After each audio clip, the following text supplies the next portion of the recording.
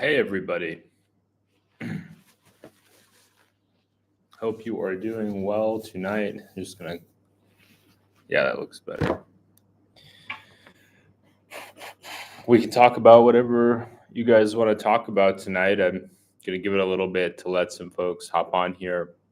I'm winding my time down here in Vietnam. I've got a little over a week left, so I'll be leaving here. Oh, we got, let's see. Great to, yeah, welcome. So I'm leaving a week from Saturday night. Saturday, what's probably going to happen next Saturday, just kind of giving some insight into how I'll be preparing. Saturday morning, so next Saturday, not this upcoming Saturday, what I'll do is I will check in with uh, the person who's like, I don't know what you call it, the host or the manager of this apartment building here in Da Nang, and I'll get a price for my electric bill. I'm gonna hit up an ATM and get the cash out. Uh, Great to see you, Christopher. Welcome to the stream. I'm in this one. I'm going to discuss a little bit about how I'm getting out. So Saturday, yeah, Saturday, not this Saturday. So a week from Saturday. So technically August 10th. That morning I will check in with the building manager. I'm going to get an idea of the electric bill. I'll run to an ATM, pull the cash out, pay her, and then I'm going to take a cab. I'll have all my stuff packed up by then. I'm going to take a cab to one of the local malls and stock up on a few things because I think they're going to be, some things are going to be more economical for me to get here in Vietnam over the Philippines, specifically a few toiletries that I'd like to have, probably grab some extra toothpaste. Um, I don't estimate it to be massive. It's more so, I know in the Philippines, sometimes things are out of stock. Sometimes you have to run to different stores to find things. And not only that, but sometimes you tend to have to wait in line a bit longer than what you're accustomed to. So having some of those things just, and I'm also planning on staying outside of the city of Dumaguete, probably a half hour outside of town. So it's not going to be as easy as it is here to go shopping. I'll have to take like a jeepney or a trike into town and then go to different stores, that carry that stuff. And then if, one place is out of stock, I'll have to go to another. So just trying to get some of those things done because logistics are a little bit harder in the Philippines. But yeah, Christopher, I am Dramageddon bound here in about 9 days, 8 days. Yeah, I guess about 9 days because I'll be flying out Saturday night at around 10:30 p.m. is my flight time to Manila. I'll get to Manila around 2 a.m. and then I'll have a 3-hour layover. I'll probably need to transfer terminals. Um, and then I fly to Dumaguete at 5 a.m. Manila time. And the flight's about an hour and a half to Dumaguete, and then I'll land in Dumaguete around 6:30 a.m. I'll take a cab to probably to a coffee shop because I imagine my Airbnb host may not be available at 6:30 in the morning. And also, if I'm pulling an all-nighter like that, I'll need some coffee to get through that day. And what else will I do? Yeah, I'll probably have some coffee and just, wait till maybe, I don't know, 9 or 10, and then I'll reach out to the Airbnb host the day before, find out what time I can check in, then head down there, drop all my stuff off, lock up, and then probably head to the beach. The place that I'm targeting that I'm looking at staying is really close to a place you could just hop in the water and go swimming. And that's something I'm really looking forward to doing. Hey, Moto Gab TV. Hi, watching from the Philippines. Where are you located in the Philippines, Moto Gab? I don't think I've seen you on here before, but welcome to the live stream. Are you in Dumaguete? Are you in Manila? Are you in Iloilo? I'm trying to think of all the places. Davao, Cebu, Bacolod,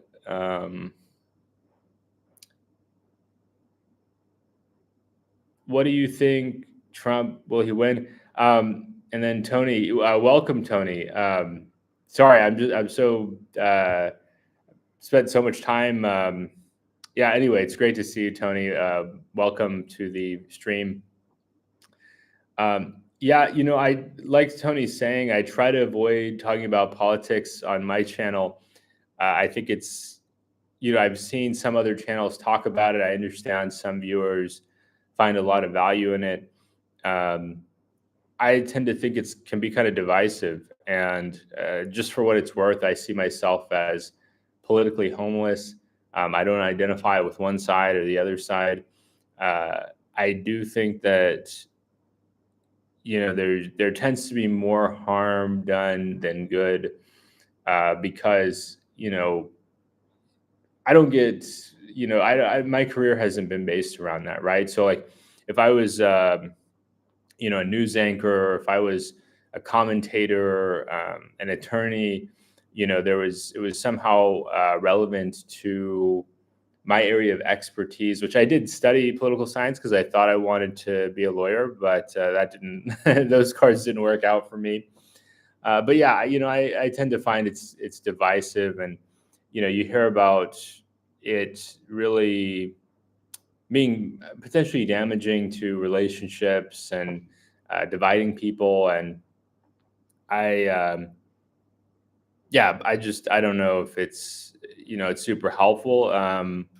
I think as far as the results go, the part of it that I would care about, if I had to care about it or bring it up, is I would be curious to see, regardless of who wins, what impact that will have on expats, if any of the decisions that individual makes would have an impact on us living overseas, right? Because I think that's really what a lot of us care about, is how does it impact us who choose to live outside the U.S., and to a lesser extent, people from other Western democracies. Like I have quite a few subscribers from Canada, from Australia, from the UK, and it doesn't affect them as much as it does Americans, but I still think they have some level of concern about it. Certainly, we want things like stability and peace, and we want supply chains to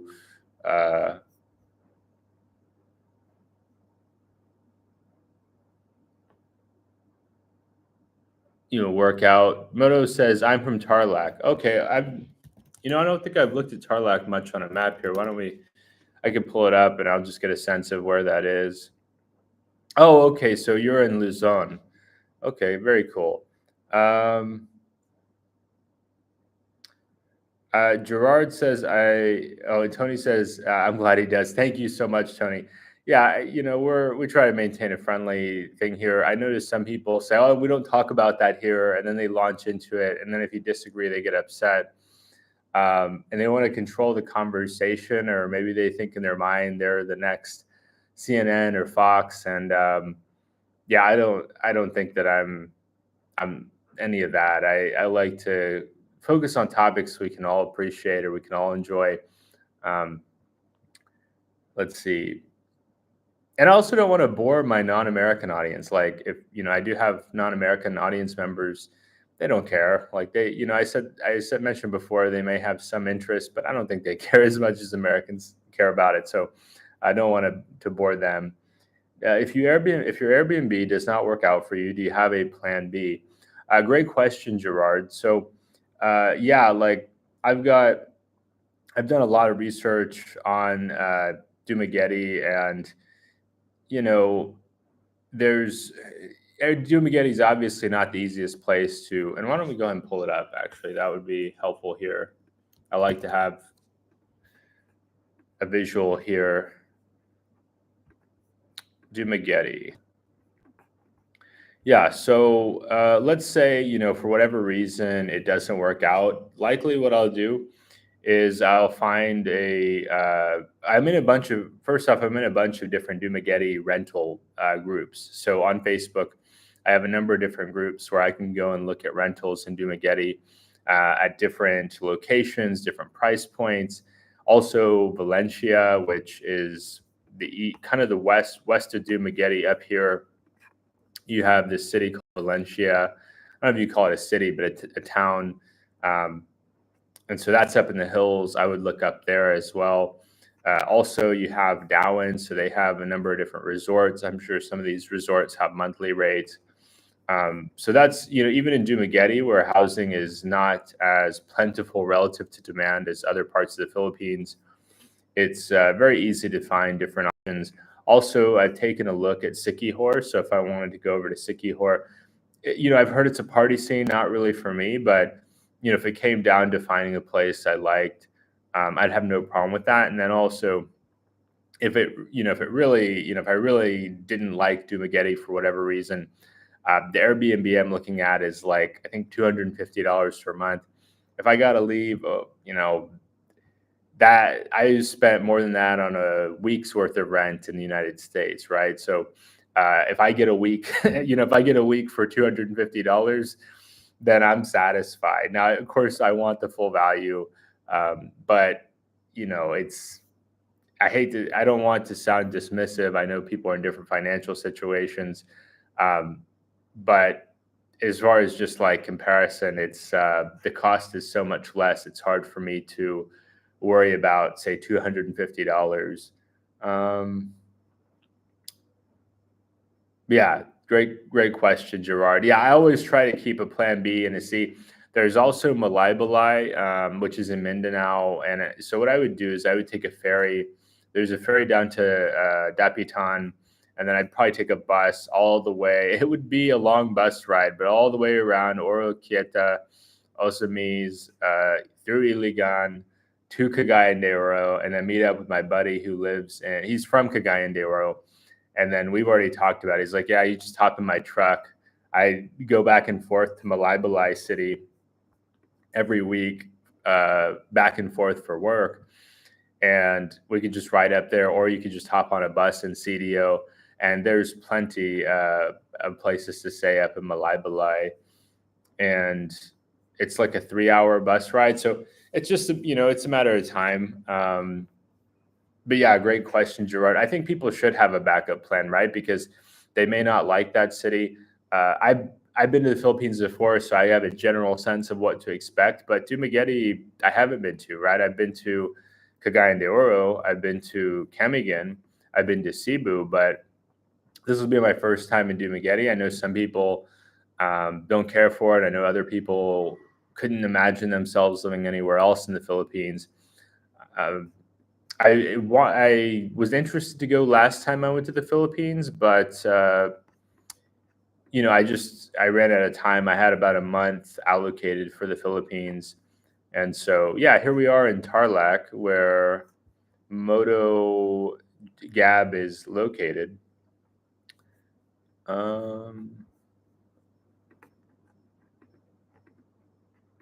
Can get some pictures. This must not be too far from Baguio, right?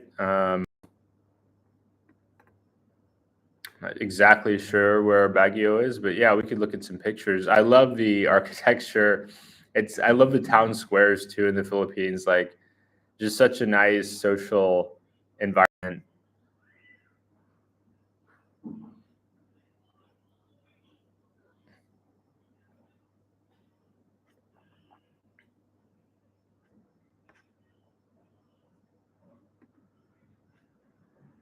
It's really a beautiful city.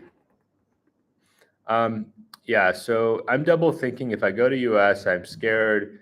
Are you, Moto Gab, are you from the United States, or maybe you're from the Philippines? I'm not sure where you're located, or I'm sorry, I know where you're located. You're located in Tarlac, but I'm not sure where you're from. Yeah, I mean, to me, the U.S. is, great place to make money. It's kind of turned into what I would call an economic zone these days. It's more of a place where people live there to make money as opposed to, um, necessarily enjoying living there. It's just become a kind of a stressful rat race kind of environment.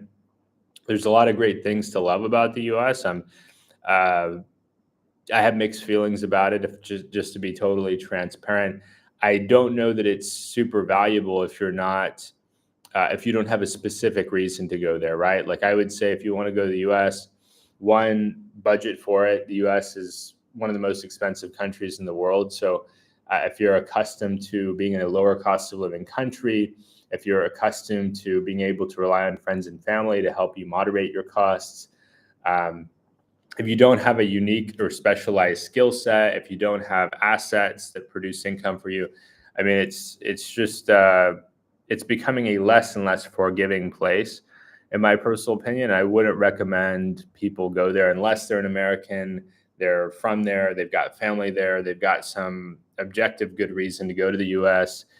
Uh, my primary reasons to go back to the U.S. eventually will to be to get back into my career, keep earning money, and then also to see friends. But aside from those two reasons, I don't really, it just doesn't do a whole lot for me. I've seen most of the country. I've experienced much of what I wanted to experience there.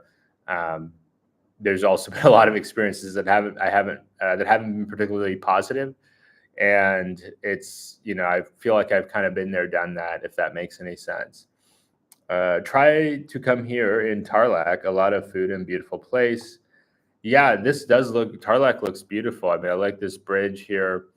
Um, I like the welcome. They've got the welcome there. Luzon is interesting. I've, I've definitely heard it's heard the phrasing or the term used, new capital region. So you've got Manila there, but it's not just Luzon is not just Manila. You've also got a lot of stuff north of Manila. We can back up here, like Angeles. I know George and Heidi of Philippines Antics. They live in Angeles. I know also, one of my other subscribers, he's more like south of Manila. But you've got a lot. I mean, so Baguio is north of Tarlac. Baguio is high on my list of places I want to see in the Philippines.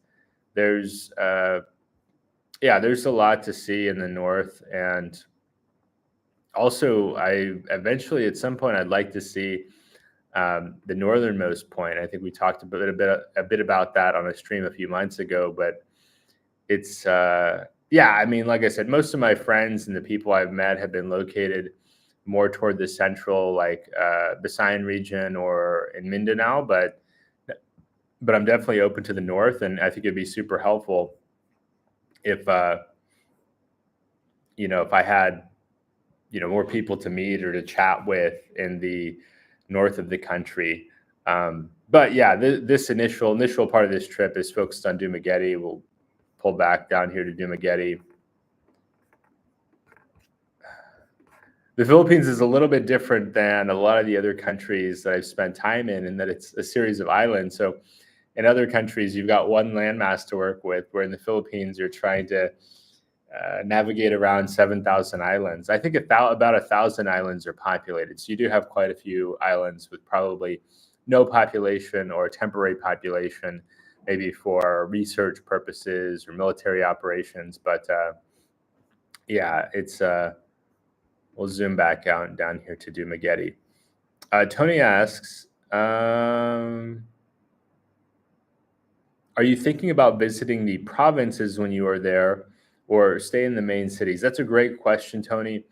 And in many countries, I focus on the cities because a lot of the countries that I've gone to, they don't speak English, right? So I feel that I don't know if I'd use the word unsafe, but I just feel out of my element when I'm out of the cities, because I know in non-English speaking countries, then the rate of English will be much less outside the cities. If I'm in the nice parts of Medellin or Bogota, people are going to have some basic English in the restaurants, and they're going to understand my butchering the Spanish language. Also, where else could I think about? Like Thailand, right? Thailand, if I'm in Chiang Mai or I'm in Bangkok especially, I'm genuinely surprised at how many people actually do have some basic English skills. But going out of the province, like, I'm concerned if something happens, am I going to be able to communicate effectively with people? Probably not. And it could lead to additional challenges on top of different situations. It's going to be more of a concern as I get older, because I may have more health concerns when I get older, And yeah,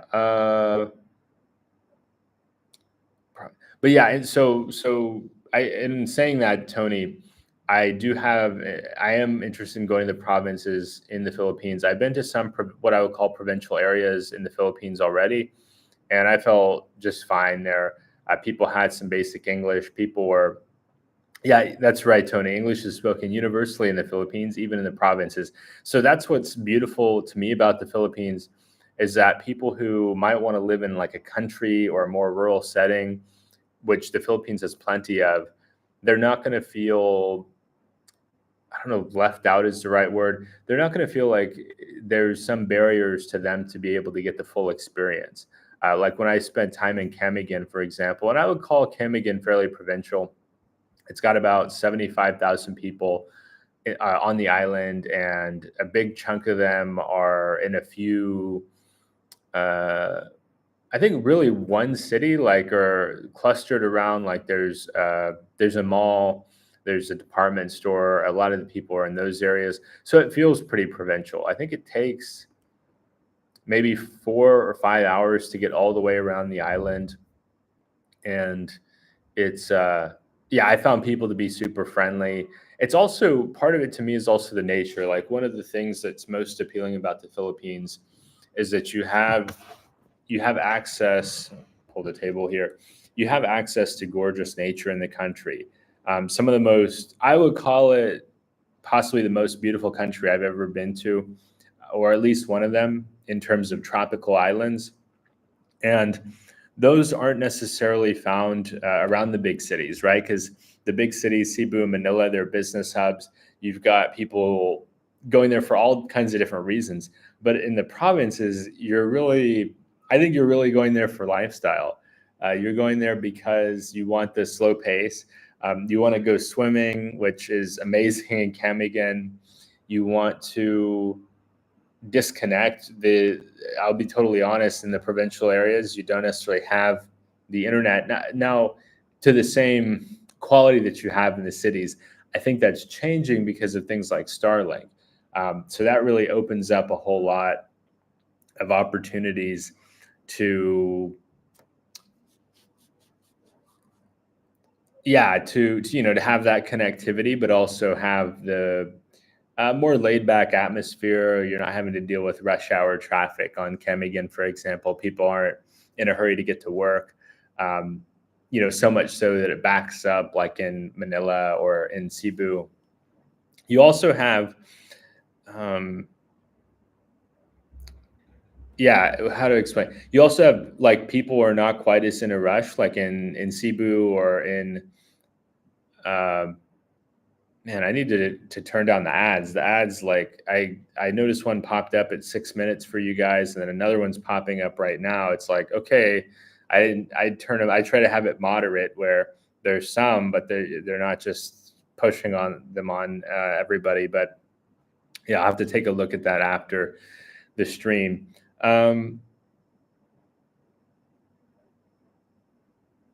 But yeah, Tony, that's a really interesting question. So Philippines, yeah, open to staying in the provinces.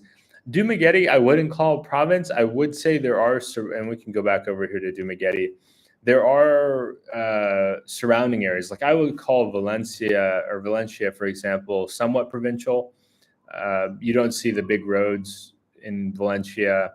I'd also say like Darwin is somewhat provincial, especially like when you get away from the beach, right? Because there's going to be more development around the beach where people have their dive shops and people have their, uh, resorts.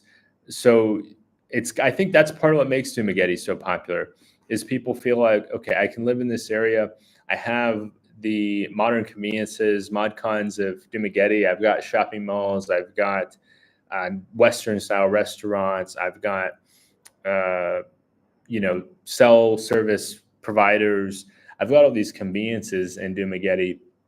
But then if I want to live outside the city and have a bit more of a laid back atmosphere, then I can have that. That being said, in the provincial areas, you do have uh, roosters, you do have karaoke at times.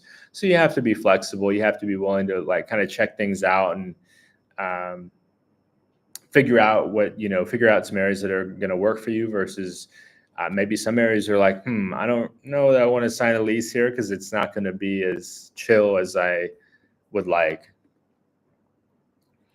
Um, Gerard, do you feel that YouTube can provide an income that can sustain your travel desires?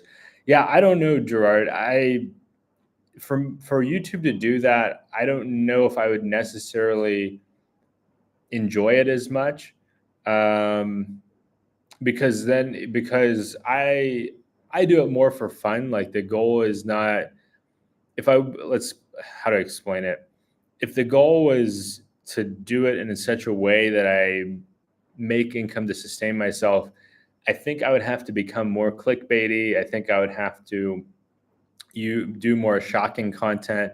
I would have to push more controversy. Um, and I've had people tell me that too. Even friends tell me like, "Hey, if you want to make money on there, you need to, really turn things up a notch." And for me, it's there's as like one thing is I'm an independent contractor, right? So I'm not an employee of YouTube. At any point, YouTube could decide to turn off the partner program. They could, for whatever reason, decide that I'm not a great fit for the partner program. So it's not really practical to, in my opinion, to rely on YouTube for a full-time income. It also, I think that it's better if you have built up an income stream from, say, rentals or different kinds of investments. Um, you know, do I want some level of reward for my time? Sure. I mean, I think everybody that puts time into YouTube, that invests in camera equipment, like I'm definitely, let me put it this way, I'm definitely in the red as far as the equipment I've purchased to do YouTube. So for me, it's more like a hobby. If it turns into something long term, great. If not, and this is another thing I'll add here too, Gerard. You guys may be familiar with Andrew Taylor. I'll go ahead and throw his name. He's an expat in Kuala Lumpur, and he's got around 20,000 subs. He said he's worked it out to where he makes around $5 an hour. Now, for me, you know, minimum wage in California is like $15 an hour, right? So if I was judging it purely from like, okay, I want to input X amount of time and get X amount of dollars out, then it technically and that's minimum wage, right? I was making significantly more than that in my last role back in the States. Then it would be better for me, and this is kind of my long-term plan, Gerard, is that I'll go back to the States. I got an interview. I'm in a few different interview processes right now. I'm just trying to find some opportunities that look good to me for sales roles, earn the money I need, invest it, build up a monthly income stream, and then do YouTube on top of that. So that if one day YouTube goes away for whatever reason, then I'm not in some kind of desperate situation, right? Because there are YouTubers that, they totally rely on YouTube. And if something were to happen to their YouTube channel, they would be in a very disadvantageous situation. Okay, 20 an hour. Yeah. So, and like I said, Andrew Taylor, he's got 20K subs, like 10X the subs I have. And he's saying he works it out to about $5 an hour. So anybody, living in a Western democracy can earn substantially more than that. I know costs are much higher. I know that it's not the same quality of life as living in this part of the world. But if I wanted to be most efficient, then that's how I would approach it. I like also the social outlet, if I'm being totally honest, being able to connect with subscribers. I know Tony's been with us for a while, for example. It's wonderful, right? Because in Thailand, where I just finished 1 year, it's hard to find English speakers. And if you do find English speakers, then there's some levels of barriers to communication, like English isn't their first language. They may be able to speak on certain topics that they're familiar with, like travel or food, but having more in-depth conversations may be more challenging. Um, Also, just like shared experiences. I mean, I'm gonna skip the ad. This is getting a little ridiculous every 15 minutes. Um, but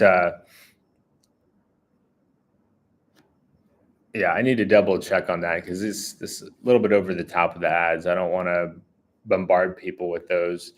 Um,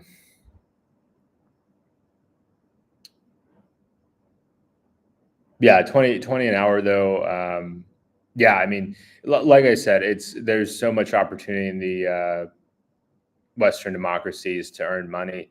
My ideal would be to build up an income stream and then do it on top of that, right? So, yeah, so back to social outlet, yeah. So same in Vietnam, right? Here in Vietnam, most people do not have strong English, so I'm not going to be able to go out and just talk to people.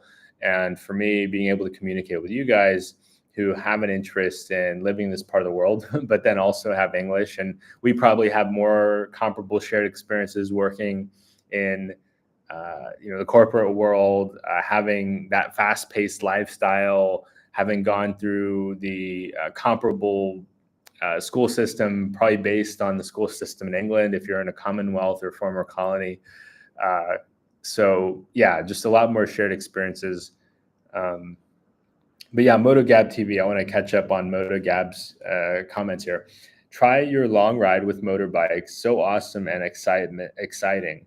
MotoGab says, if you want to come here, don't worry. A lot of people are speaking English and it's safe here. Yeah, I'd absolutely agree, MotoGab. I felt very safe in the Philippines. People are very friendly and warm, kind-hearted.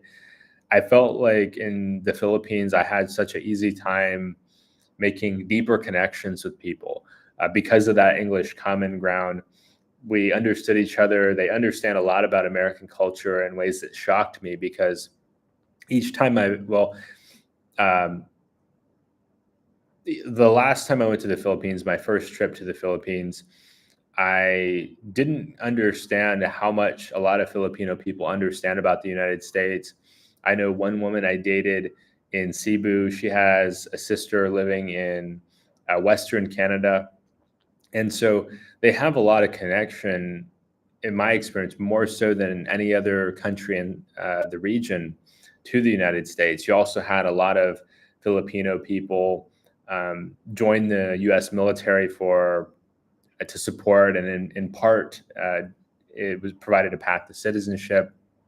There's Filipino communities in SoCal and NorCal, Chicago, probably parts of the East Coast. I think, yeah, probably parts of the East Coast. Even where I grew up in Nashville, I knew a Filipino family. One of my friends, I don't know what exactly brought them to the States. They're from Cebu, but she grew up in the U.S. and really kind people, really warm people. Uh, MotoGab, do you know the history in the Philippines? You can search Dead March history and what you think. Yeah, I know some aspects of Philippines history. I know that it's a former colony of Spain. It's also a former colony of the United States. That it's there's a lot of, it's a very diverse country in a lot of different ways. You have Filipinos with all kinds of different backgrounds. I was kind of surprised when I was in Cebu and I matched on a dating app with a woman who's half Japanese, half Filipino. That was interesting. It's a really interesting country. There's I don't know if I'd say it's easier to understand than the other countries in Southeast Asia, but the English just makes it so much easier to I feel like fit in and communicate with people. Um, I was kind of shocked when I would be in what to me seemed like a very provincial area, like in Camigan, and I'm just able to talk to people. They could be a little bit shy, which can be, I think, endearing. I think it's really endearing because they lack. In the U.S., people are. I find they tend to be direct and kind of aggressive, and so in the Philippines, it seemed like a bit of a reversal on that, and I just enjoyed it a lot. Is everything perfect? Certainly not. There's no place in the world that's perfect, but I've been missing it a lot. I'm looking forward to checking it out, and again, I should say. But this time I'll be going to other places, so uh, I'm there'll be a little bit of doubling down, but most of it's going to be going to new places in the Philippines. Uh, 20 is now the min. Tony says, Gerard Palmer, have you thought about joining the channel? It's a modest cost per month, and it helps build this community and support Alex's work. Yeah, Gerard, if you have interest to be a channel member, that's always appreciated. For anybody watching, it's always appreciated. I'm still trying to sort out the benefits. I do want to provide channel members some extra advantages. One thing that I like to do is give you early access to videos where you get to see the content before the general public or the general subscriber base does. We could also do things like members only live streams that I think, it can be more like a one-on-one conversation or a small group conversation. I do think the channel will grow in time. I do think the channel will grow in time, and it's it's been a great experience. In Thailand, people make $15 on a typical job per day. Yeah, certainly, like the income that I'd be capable of generating is far greater in the West than in Southeast Asia. There's opportunities for me to teach English over here, but the compensation difference is so great. Like, it's a lifestyle choice. I don't think people are saving tons of money teaching English in Southeast Asia. I think there's still probably opportunities to teach in China or in Saudi Arabia, but those are not the same as Southeast Asia. They have different expectations. If they're going to pay you a lot more money, they're probably wanting more hours. It may be more for business context as opposed to some people wanting to learn for, I don't know. I just think it's I'm over here for lifestyle. I enjoy it a lot, but if I'm moving forward with the focus on earning money, then the opportunities in the U.S. are much greater for me, especially because I don't have a work permit over here, right? So in the U.S., I don't have to do anything to be qualified to start making money. Here, there's expectations that I have to meet before I can do that kind of thing. And, if the channel really, really took off, that would be wonderful. I mean, I'd like to get better at making thumbnails. I think that would help a lot with both views and viewer retention. But I see the size of people's channels and the topics that they cover. I think the other part of the commercial aspect of YouTube is I'd have to focus on niches that I may be less interested in, that may be more lucrative, but like I would say it's more of a hobby for me. And I've watched a lot of videos where they talk about, don't call YouTube your business when it's really more like a hobby. So, there's limited downside, I'll say, because I enjoy doing this. And even if I never made a penny, like if I didn't make a penny from ads or from generous subscribers or members, people like Tony, then it's just a lot of fun. It's fun to connect with people. It's, when I go back to my hometown, I talked about this a bit on my last stream, Gerard. It's just hard to find people that appreciate travel in the way that I do. So if I start talking about, oh man, the Philippines, it's so beautiful. Look at the Philippines. They're like, oh yeah, that's neat. Back to the football game. No offense to football fans in here or watching the replay. But football is not my thing. So that's the beauty of the internet, is being able to connect to people that you have a lot of shared interests with.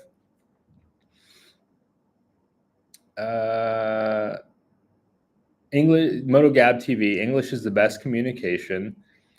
What do you think? Canada is the most expensive or the US? That's a great question, MotoGab. I think relative to incomes, Canada is probably more expensive, just based on what I've heard speaking with friends and people in Canada. It's I know one of my friends in the US, he works for a company based in Toronto, and it seems like in Canada, the taxes are higher. Of course, people in Canada do have access to a single payer healthcare system. So there's a lot of trade offs there. I think the education system is probably really strong in Canada. I know one of my buddies in the US, he came from Iran, and he actually did his master's in Canada before coming to the States. So there's a lot of opportunity there. Um, and to be fair, I think it's important to compare the big city, like an apples to apples comparison to Canada would be saying like, okay, compare Vancouver to San Francisco or Toronto to New York City, Edmonton or Calgary to Denver. And I do think that relative to incomes, it would be more expensive there. But there's a lot of advantages. I mean, it's not as heavily populated as the U.S. You probably have less competition for certain things like parks or that kind of thing. Do you think the vlog or streamer make you a rich? I think some streamers tend to do really well. People like Destiny has gotten a lot of fame. He's worked at it for years and streams for many hours and takes on a lot of controversial topics and has really put a lot of effort into it, right? So I assume he gets paid the big bucks because gets a lot of attention. There's other people like Twitch streamers that may earn a lot, but yeah, I agree, Tony. Sorry, MotoGab. I prefer not to go into that situation. It's really unfortunate. It's really tragic. I think it's sad for all involved, but I don't want to go I don't want to go into that topic. So let's see. As far as streamers go, I think it can be very lucrative because it's a one-to-many thing, right? So whether 100 people watch your stream or 1,000 people watch your stream or 10,000 people watch your stream, it doesn't cost you any more as a streamer. Now, of course, you want to put out the best product possible. You want to have quality control. You want to have good audio. You want to have a good visual. You want to have interesting content to talk about. It's not everybody is successful. I think it's kind of the Pareto principle. Like a very small amount of streamers seem to get all of the attention because they have limited free time. They want to watch the best content possible in their free time, the content that's most relatable to them as an individual. And so if somebody thinks I'm going to strike it rich, but they're going to have poor lighting or the audio is awful or they talk about things nobody cares about, or they violate TOS, terms of service. All these things can stop a person in their tracks. And so it's something that, it's almost like being like a pro sports player. A few people will make all the money. A lot of people will enjoy themselves, but not necessarily see some kind of big payoff for it. I think people, if they want to get into it, they should do it because they enjoy it. If they make money on it, great. But there's other, I think, clearer or more straightforward paths to doing well. I think another to add to that, if somebody's independently wealthy, let somebody say, we talk about somebody like Mike from Mike's Philippine Retirement. He's already had a full career. He's already been, I think he was a tradesperson in the Las Vegas area. He also collects Social Security. If his channel wasn't successful, it wouldn't really make a difference to him. For him, I think it's just a lot of fun. He also uses it as an outlet to help a lot of people.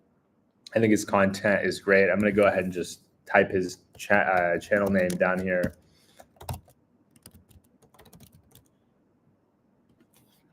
But yeah, he's somebody that he doesn't rely on it for success. And I think that's what makes it that much better, is that you could tell he's not just trying to he's not just trying to sell something, that he really wants to help people.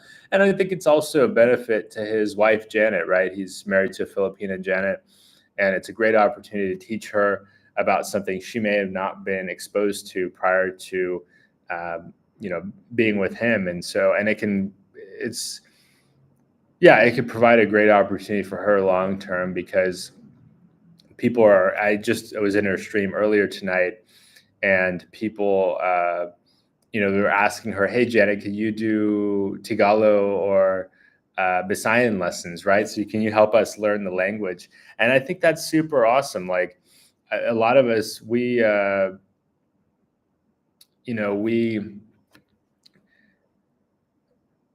what's the word?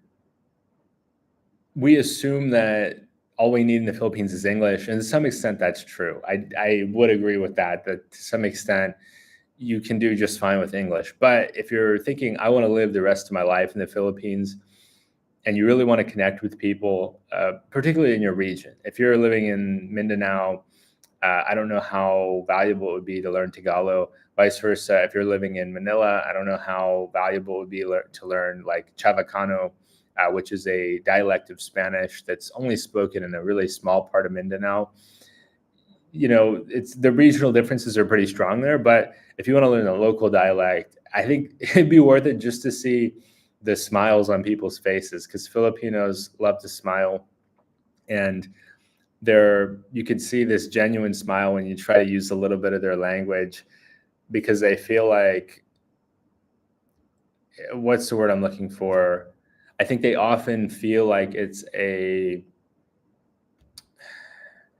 not just respect, it's acknowledgement, it's appreciation, it's consideration, it's almost like you're looking at the Philippines beyond the typical expat. I want to live in a tropical island and relax. I think it's a beautiful thing. MotoGab, if you get 1 million subscribers, how much you get paid? I think it depends, MotoGab.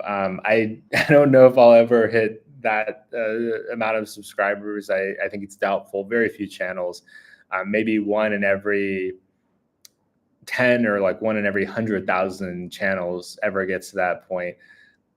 I admit my channel is already pretty successful by YouTube standards. I think only like 1 in 9 channels is actually monetized. So there's 140 million roughly YouTube channels, and so 11% of that would be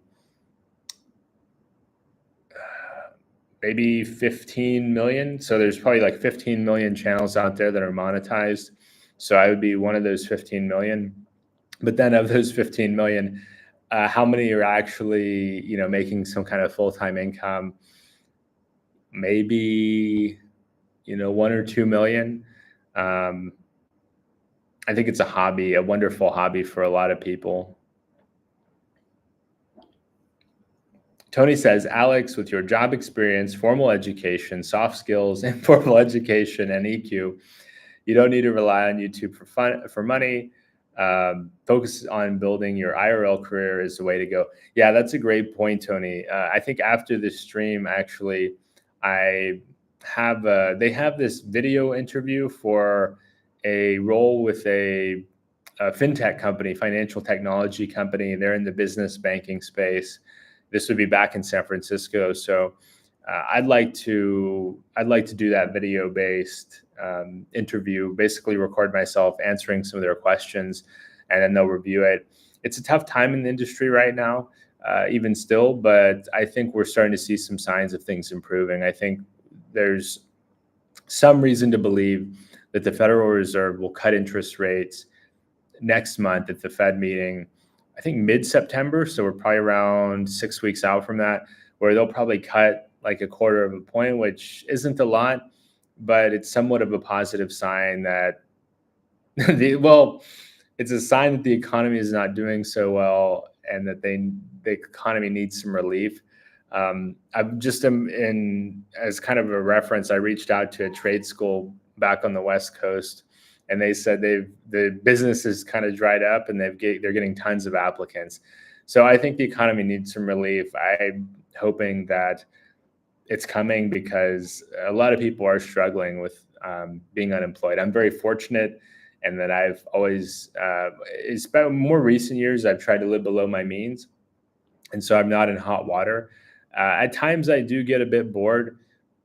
Just, I enjoy being in a dynamic environment and being kind of pushed to learn a lot of different things. Sales, working in sales, um, really helped me a lot, Tony, because I used to just not have a lot of social skills. If I'm being totally transparent, it's sales really, even though I'm an introvert, it taught me how to better communicate with people.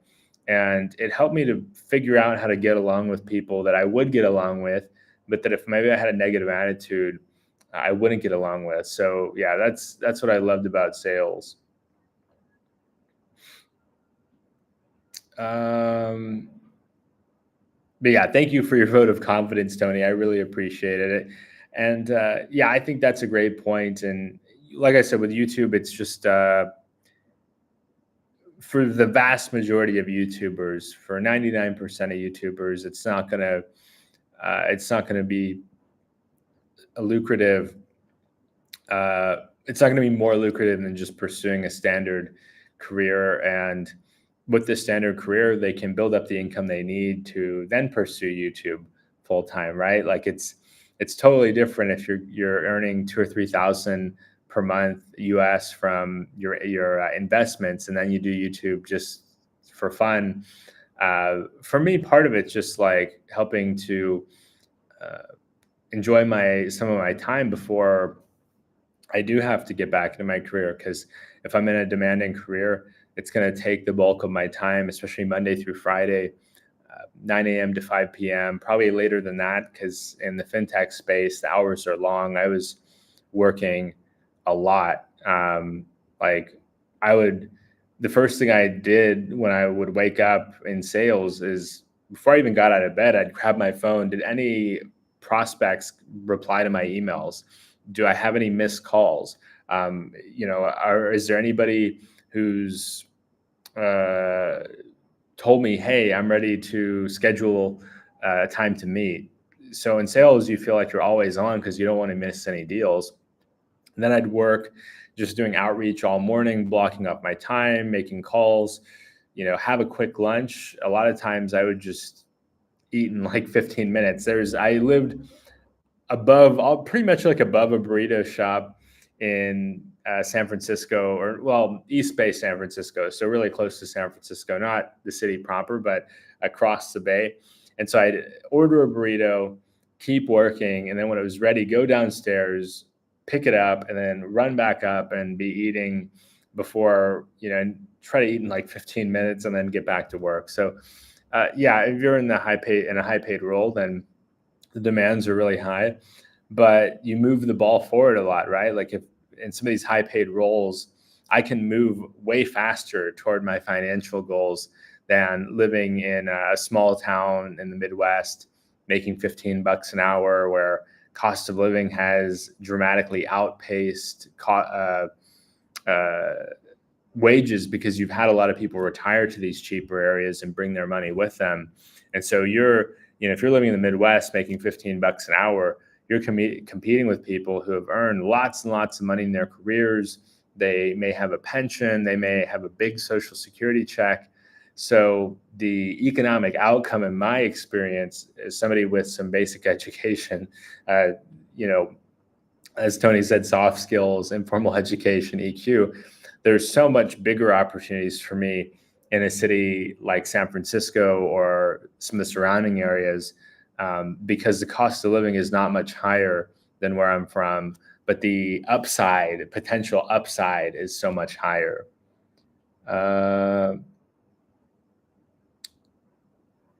Daniel says, leaving Vietnam already. Yeah, Daniel. So I'm ready to head on to the Philippines. Vietnam has been interesting, and I gotta admit, guys, like it has grown on me.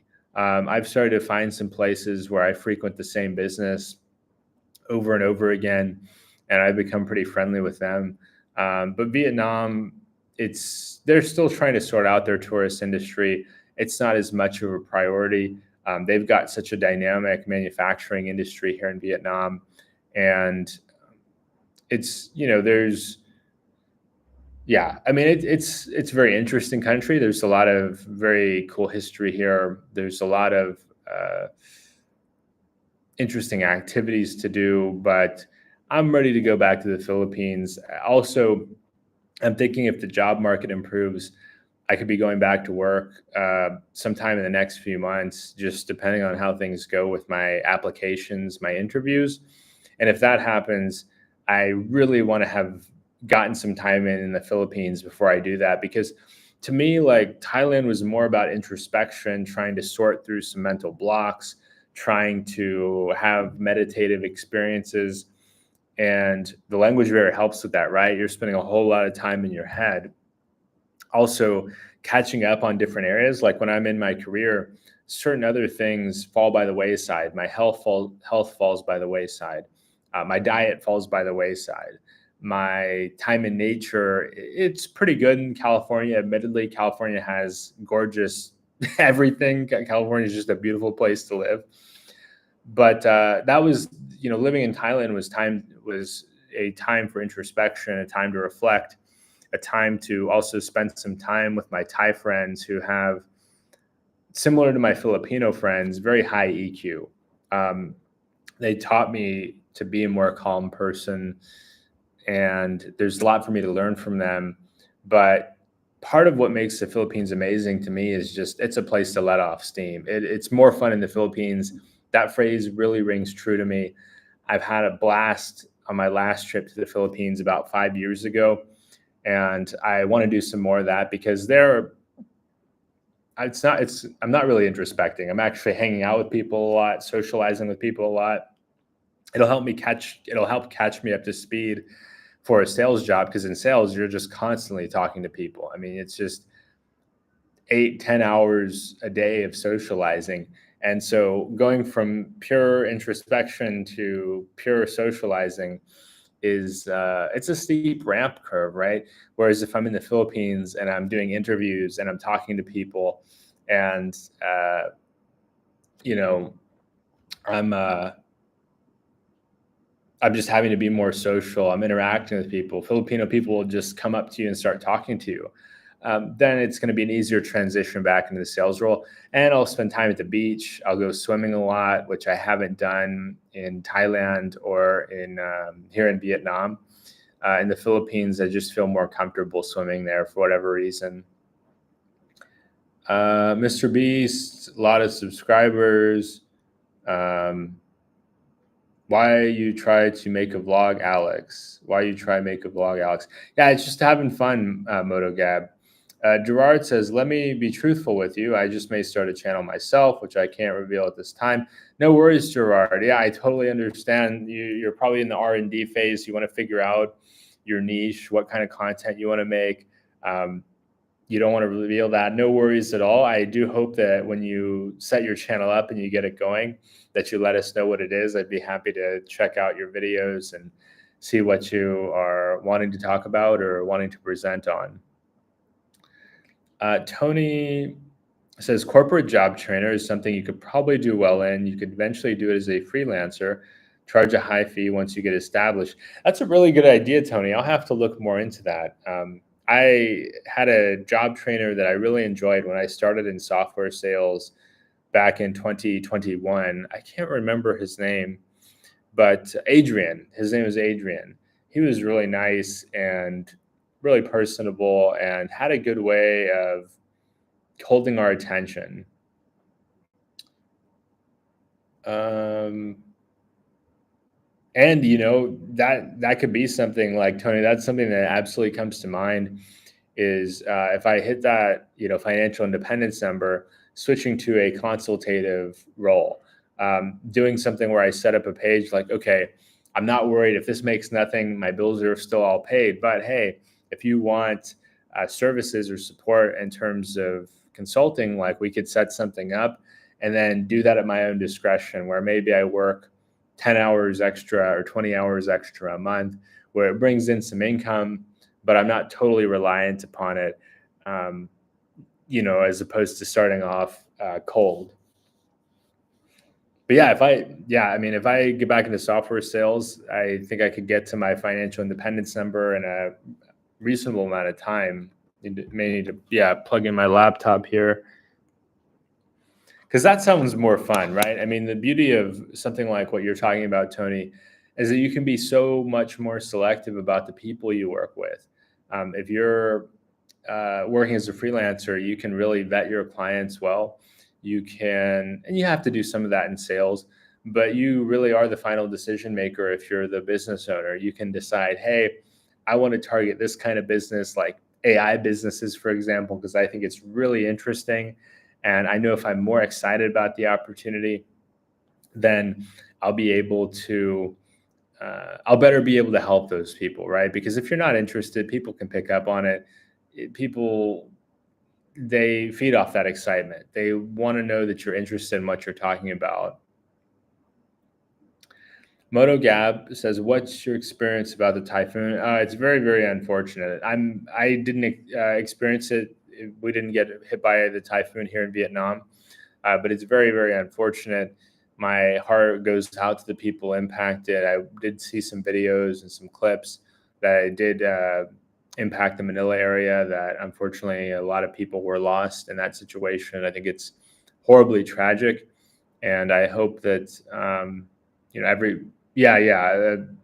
talking about the typhoon in the Philippines. I think it's very, very sad. It's very unfortunate, and my heart goes out to those people. I'm keeping those people in my thoughts. It's really sad. It is really sad. People often ask me, what are the challenges in the Philippines? And I point out, sometimes the nature in the Philippines is a challenge, right? That they're unable to, avoid the fact that there are a series of islands in the middle of the Pacific Ocean, and you do encounter things like typhoons in parts of the Philippines. I hope that everybody affected is able to quickly. Filipinos are resilient people. They're on average, they're people that can really overcome a lot, and I think that they'll be able to overcome this in time. Many will. I know some people that maybe they've lost friends or family members, and obviously that's not an overnight fix. It is really unfortunate. And I've talked to other friends there in other parts of the Philippines who mentioned that it's always a tragedy. It's always a major tragedy that's impacted them, and that it's just a difficult reality of being in the country. That's unfortunate, Moto Gab, that you think another one is coming. I hope it's not as bad. I hope it's not as impactful. It's just a really tough part of being there. And I think that's why it's important to be selective for people who are watching this now or on replay. If you are interested in the Philippines, I would strongly suggest doing your due diligence about where you choose to locate in the country. Some parts of the country are much more prone to natural disasters than other parts. Even here in Vietnam, we had an earthquake, I think a few days ago. We had an earthquake here, and I definitely felt it. I wasn't sure how bad it was. It wasn't nearly as bad as the one I experienced in Peru. The worst earthquake I've been through was in. Great to see you, Tony. Have a great day. Hopefully we see you next time, and it's always good to chat with you, Tony.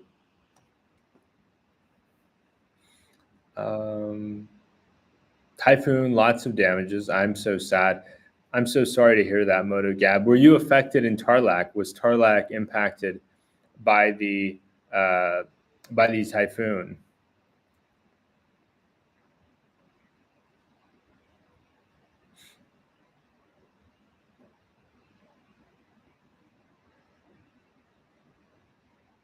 But yeah, that's in Manila. Okay, I'm glad to hear, Moto Gab, that you're okay.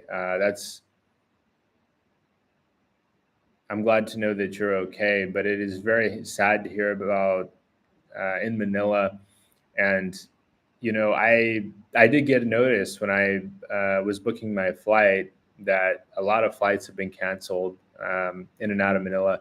I think mine being a week out. Hopefully, it won't be impacted, but it's so tragic. It is really, really tragic, and I know that nobody wants that to happen, but that it's um, it's something that is, yeah, it's just hard to deal with, right? The worst earthquake I've been through was in Lima, Peru, and I'll go ahead and pull up Lima here. I was in Miraflores. This was about 3.5 years ago, and it was around 10 p.m. Where did I? I was somewhere. I was somewhere around here, and all of a sudden, the dresser. So I was staying in an Airbnb.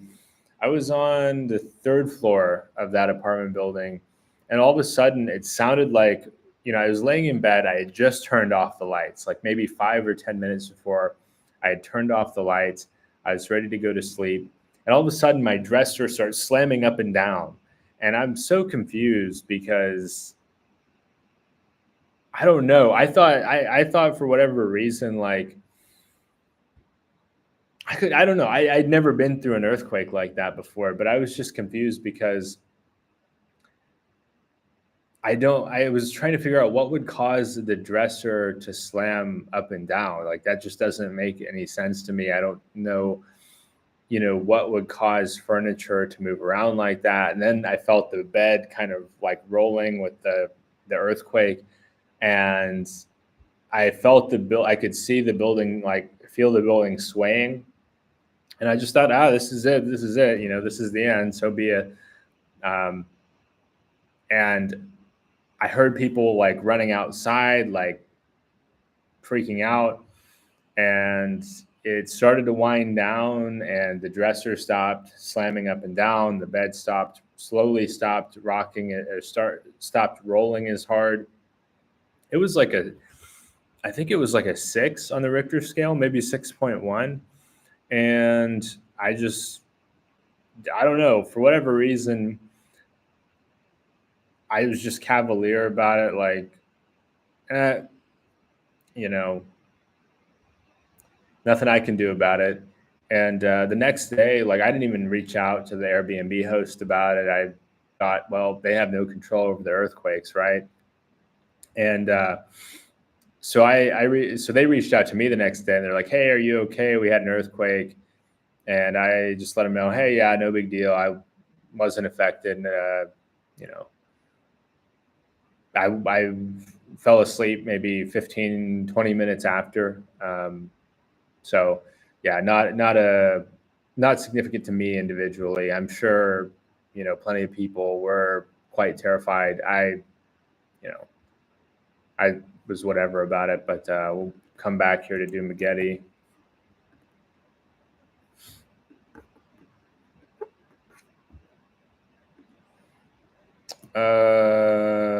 No, not if I think a lot of typhoons in the Philippines, but earthquakes are not a lot. You know what? I'm more scared of an earthquake than a typhoon. Yeah, Moto, and I think also, Moto, sometimes earthquakes cause really big waves. Like I think they can be responsible for tsunamis, for example, because out in the ocean with the plates, like the way they kind of can split, it can cause like a big wave to come up, and that wave can be very destructive, especially in a country where you have high population density around the beach, right, or around like. I don't think Dumageddon is a good example. We can go. I've heard that the inclement weather is really impactful in like Siargao, for example. That in the storms come out of the Philippine Sea, and the more of the Pacific Ocean, and then the eastern part of the country is where the inclement weather is most impactful. Manila, I think there's just less space there between Manila and the east coast of the Philippines to break that dangerous weather up, right? So it comes through, and it's just so destructive. It is really unfortunate. And I think also, you hear about the damage from earthquakes, right? You can see where, in a typhoon situation, ideally you could go up into the hills. There's going to be, and I know there's probably mudslides, but you're not going to get at least hit with that really big wave. If you're like a tsunami situation, for example, if you're up in the hills, you're less likely to be impacted. Hopefully, the tsunami wave is not able to go so far up that it affects you as much as the people in the lower lying areas. But yeah, I think it's oh, hey, Moonlight Mist and Memories, great to see you. Greetings from Siem Reap. Good luck with your travels. Hope the weather cooperates. Rainy season here. Everything is green. The rice fields are growing, my friend. Glowing, my friend. Yeah, that's awesome. Moonlight Mist and Memories. One of our subscribers, Jake, was actually just in Siem Reap. I think he left a couple days ago. But yeah, Siem Reap. I haven't been up there. I've always wanted to go. I have been to Phnom Penh. Next time I come to Cambodia, I really want to go to Siem Reap. I know it's a gorgeous city, and of course, it's the home of Angkor Wat, one of the seven wonders of the world. So yeah, I'm glad to hear that the rice fields are doing well, and I'm sure the farmers are quite happy there. And it's so beautiful. It's a hidden gem to me because I think everybody, I think it's just, yeah, I think it's a hidden gem. I think Cambodia is a real hidden gem. It's such a beautiful country. The people are so friendly. I like that it's got somewhat of an international feeling. Like, it surprised me that it feels pretty international. Whenever I was in Cambodia, Moonlight Mist, um, I met people from all over the world, and I love that. I mean, you see that in every Southeast Asian country, but I really saw it in Cambodia, and it was interesting to see the interactions between the foreigners and the locals. And um, a lot of locals, to me, had a positive impression of foreigners, feeling like they're overall a positive presence in the country. Mm.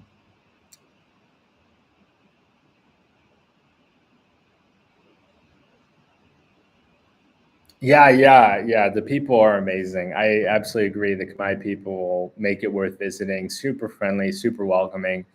I was shocked at how welcoming and kind they were.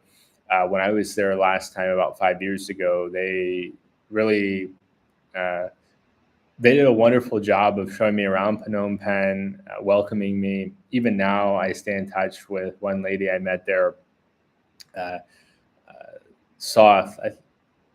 I get mixed up as far as first and last names in Khmer, but Soth, she owns Airway Guest House, which is right by the Phnom Penh airport. And I visited her there because she has a coffee shop there as well. And I wanted to I wanted to hang out and work on my laptop before I had my flight out of Cambodia that evening.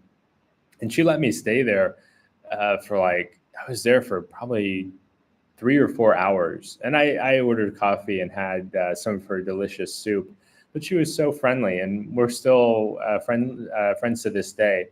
She's just a really sweet person, and even though she doesn't speak English, like, we really had a great connection, and I miss her a lot. And the people in general are awesome in Cambodia. I miss the people in Cambodia a lot.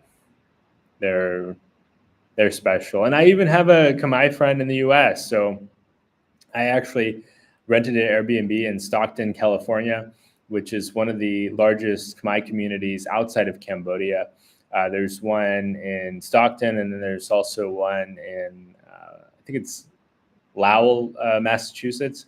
But yeah, so in Stockton, he was my host. Very warm person, very kind person. He and I are still friends to this day. Cambodia is like rare in that most of the people I interacted with and got to know, I became friends with, and I got the sense that we're lifelong friends, and that doesn't happen in every country for me. So, and it's actually kind of rare, like that I form a deep enough connection in the time that I spend there that we there's mutual there's a mutual feeling of wanting to maintain a friendship, even if it's just digital, right? Because like, I travel to a lot of different places. I can only be in one place at one time. But yeah, I love Cambodia. It's such a beautiful country. The people are super friendly. The coffee scene, super underrated. The best coffee I've ever had in my life was in Cambodia. I think, yeah, I think about that coffee I had all the time. No, favorite Kamai saying, "No worries, no matter the problem, no worries." I believe that. I believe that. I got the impression people there are very, very resilient, um, and yeah, I mean it's just such a beautiful country. The culture is very interesting too. Like, I can only really speak to my time in Phnom Penh, but I liked the architecture a lot. To me, it reminded me a lot of the American city, New Orleans. You have the French influence architecture, you have the riverside town vibe. The party scene was amazing. Like some of the most fun partying, lighthearted partying I've ever experienced. Because in the US, people get like sometimes stressed out in the party scene, and guys are arguing over a girl, and just dumb stuff happens. I don't really like experience any of that in Phnom Penh. It's yeah. Next time, like whenever I go back to Cambodia, I'd love to come up to Siem Reap. Are you based there long term, Moonlight Mist and Memories? If you are, I'd be happy to meet up at some point if I make it up to Siem Reap. I think it's more likely to be on my next trip to Southeast Asia. But if Siem Reap is anything like Phnom Penh, it's a place you could spend a lifetime. Like that's how much I enjoyed Phnom Penh. It's a city where I could see myself staying long term, and there's not a ton of cities like that for me. A lot of cities I go to, I'm thinking there's an expiration date here. There's a time at which I'm ready to move on. In Phnom Penh, I just felt so accepted, so welcomed by the people there. The and I think some of that's my own doing too, trying to be respectful, trying to be considerate, trying to show gratitude toward people who are helping me with different services. Like I've used a lot of different laundry services around the world, and my favorite was in Phnom Penh because they just like once I became a regular customer there, they would just always smile big at me, and like I could tell, they have their own challenges in life that we all have our own challenges, our own struggles, but they just managed to have a positive attitude, and in spite of life's difficulties, and I admire that. I admire anybody that has this ability to overcome their challenges and to make the best of any situation. Because I know, I've worked in a restaurant before. I know working in restaurants is not glamorous. It's not the most thanked, job that you'll ever have, but it's yeah, a lot of learning experiences for me in Cambodia. I'd love to go back at some point, and yeah, I'm glad you're enjoying Siem Reap. Uh, Moto Gab says, if an earthquake, if I have an earthquake, my God house is beside beach or sea. That's scary. Yeah, I agree, Moto Gab. it would be quite scary. I think, some areas like Dumaguete, for example, you're more protected because you have Sikihor, I've heard, takes the brunt of a lot of the storms. You also have, these other islands like Bohol. I'm not sure what this island would be considered with Ormoc and Tacloban, but you've got like barrier islands there. But the ideal, I think, would be in being in a place like Cibulan or Valencia where you have more kind of runway there. What do you think or say about earthquake in Taiwan? Very unfortunate, MotoGab. I've only had layovers in Taiwan. I haven't really done much exploring there. But anytime there's tragedy, I just think it's sad. It's unfortunate. My heart goes out to those people. I also accept it's part of life.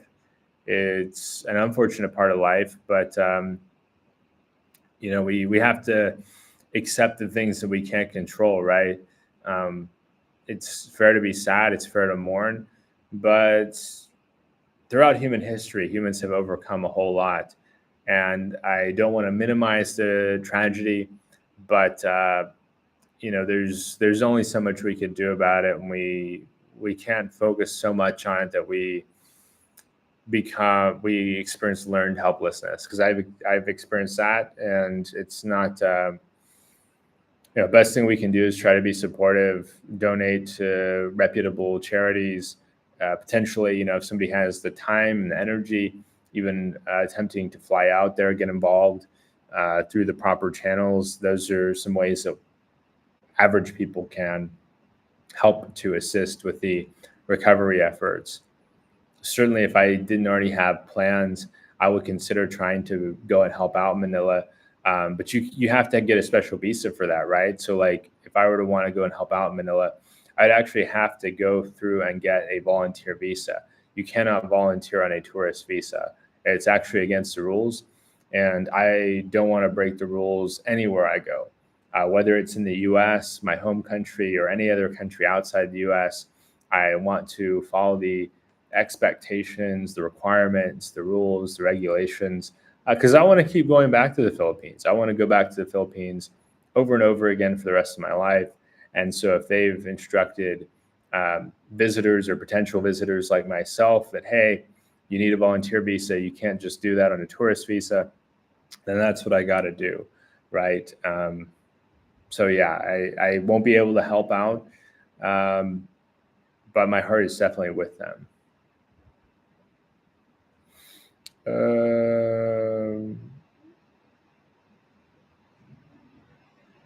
MotoGab, what country you had a bad experience? Yeah, full transparency. I mean, in Morocco, I had a dude grab me because I took a picture of the sign in front of his restaurant, and he didn't like that. And so I started yelling police. And I talked a bit about this in a few streams ago. And I walked down the street and kept yelling police. And then eventually he let me go.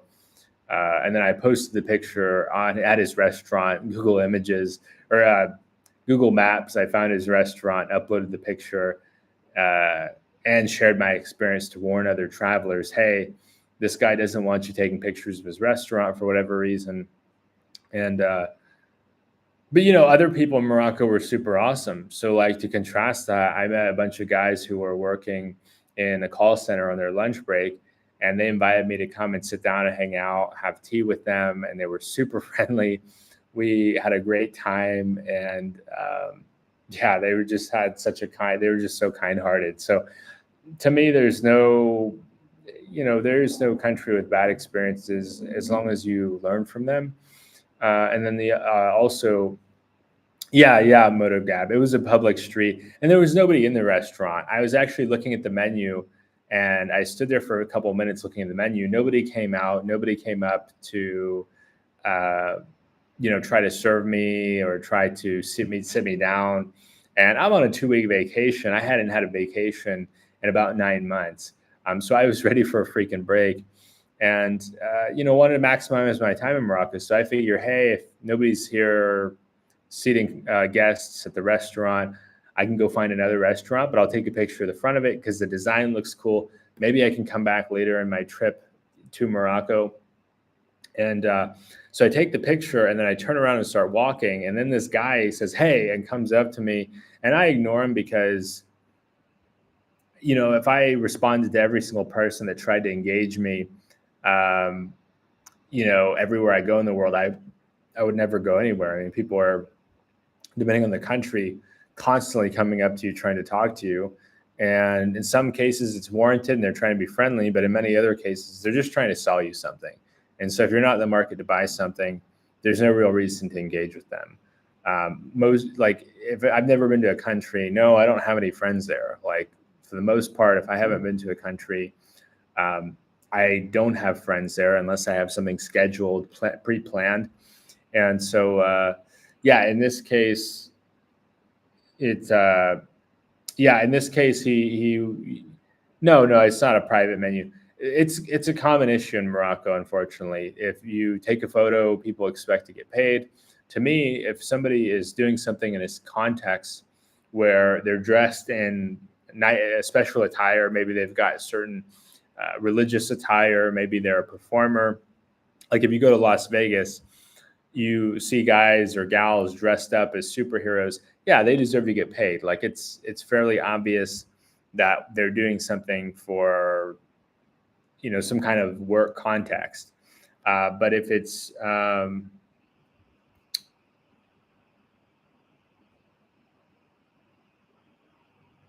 well, it's not a law or a rule. But let me get caught up here. GMM, still in Vietnam. Thought you'd already flown over the Philippines. Yeah, GMM. So I fly over to the Philippines in about 9 days. So I've got a little over a week left here in Vietnam to wind things down, to wrap things up, to enjoy some more of this amazing Viet food. Ah, man, I'm going to miss the food in Vietnam.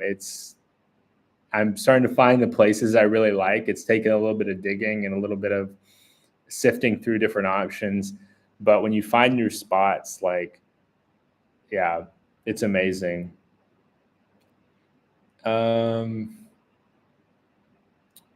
Should you Moonlight Mist and Memories? Should you make it to Siem Reap, head to Joe's Bar and Grill and meet Chris and Julie White. Chris can answer any questions you have about life in Siem Reap, and Julie cooks the best burgers in town. Thank you so much. I'll definitely check out Joe's Bar and Grill. That sounds delicious. And at first I thought you might be talking about For Real, this Australian couple that I don't know if they live in Siem Reap or they live in Phnom Penh, but they have some great content on For Real. Public street is public, right? That's legal to take a picture. Menu for police, that's ridiculous. MotoGab, every country has its own laws and rules. So this isn't a law that I broke, GMM.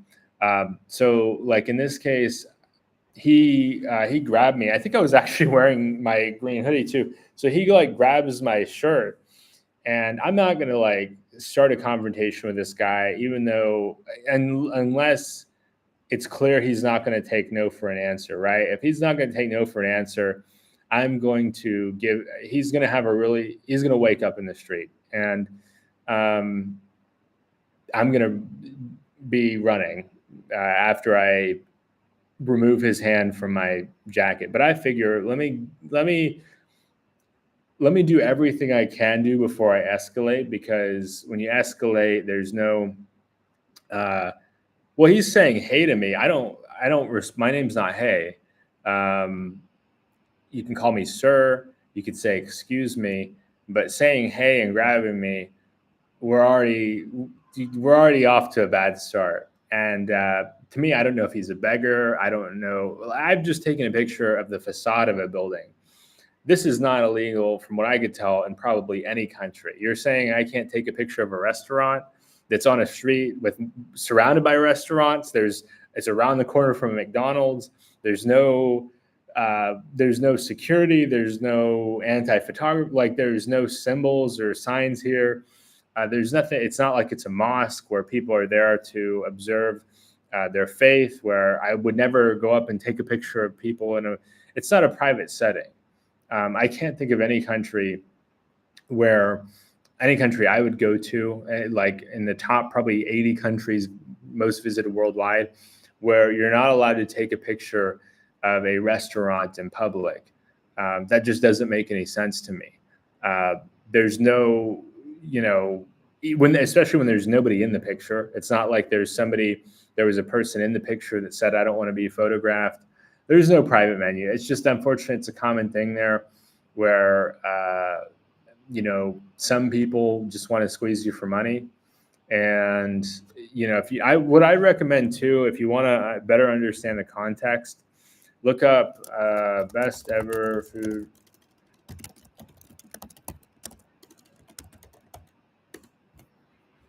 I would look up best ever food review show and,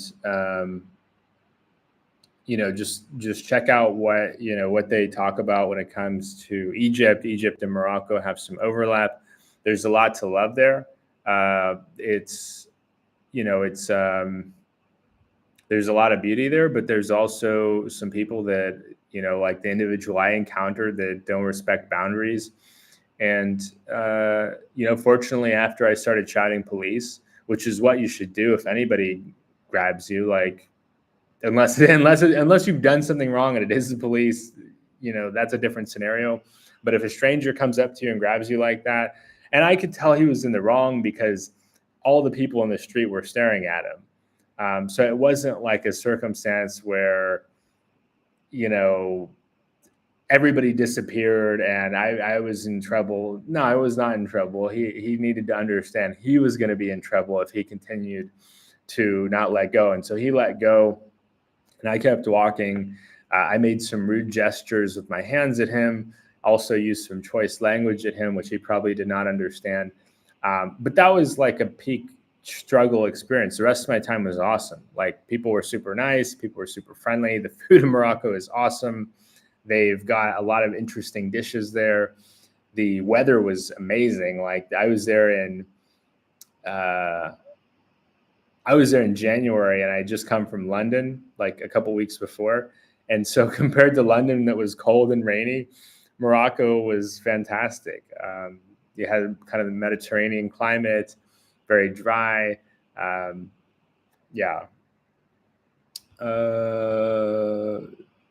My name is Moonlight says, my name is Brian, heading back to the States in early October. Not sure when I'll make it back, but I encourage anyone to visit Cambodia at least once in their lifetimes. Good times. Yeah, Cambodia is wonderful. It's so peaceful too. Like, I'm an introverted person. I like my peace and quiet. Phnom Penh can be a little bit busy, but even in Phnom Penh, I felt so calm. Like, it's a very walkable city. So if you're a person that likes to just walk around, you can just go out for a stroll. You see, they have workout equipment by the riverside where you can like do different exercises. The river cruises are incredible. I did a river cruise on the Mekong, and why don't I zoom over to Phnom Penh, because I miss Phnom Penh. I really wish I'd made it over there on this trip. So I did a river cruise here on the Mekong, and it was maybe 3 or 4 hours, and it's so beautiful, and the staff was so nice.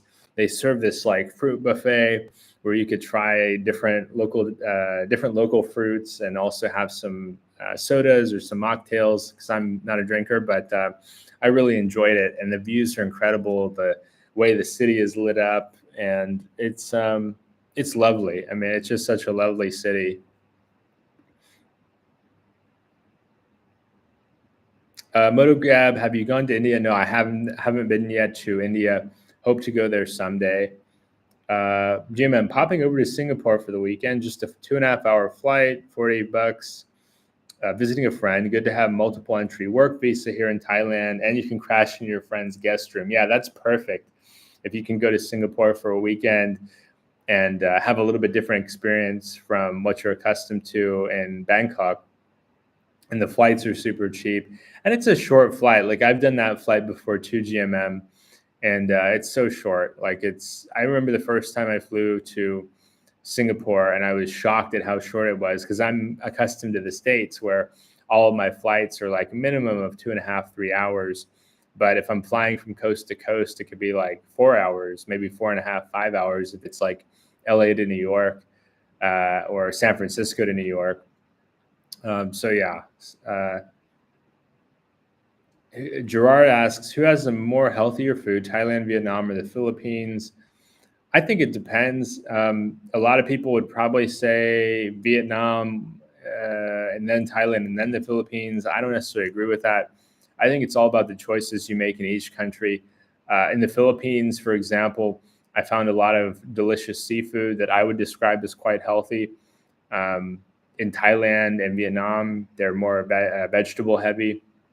But yeah, the individual really has to make healthier food choices. Some people would say, oh, with the food in the Philippines, it's soul food and you've got more curry based stuff. I found fantastic salads, even in some of the even some of the not as big cities there. So yeah, I think it's, I think it's all about just trying to do your research. And also healthy means different things to different people, right? We have different things that based on our genetics, based on our preferred diets that work better with us. I found healthy and unhealthy foods in each of these countries.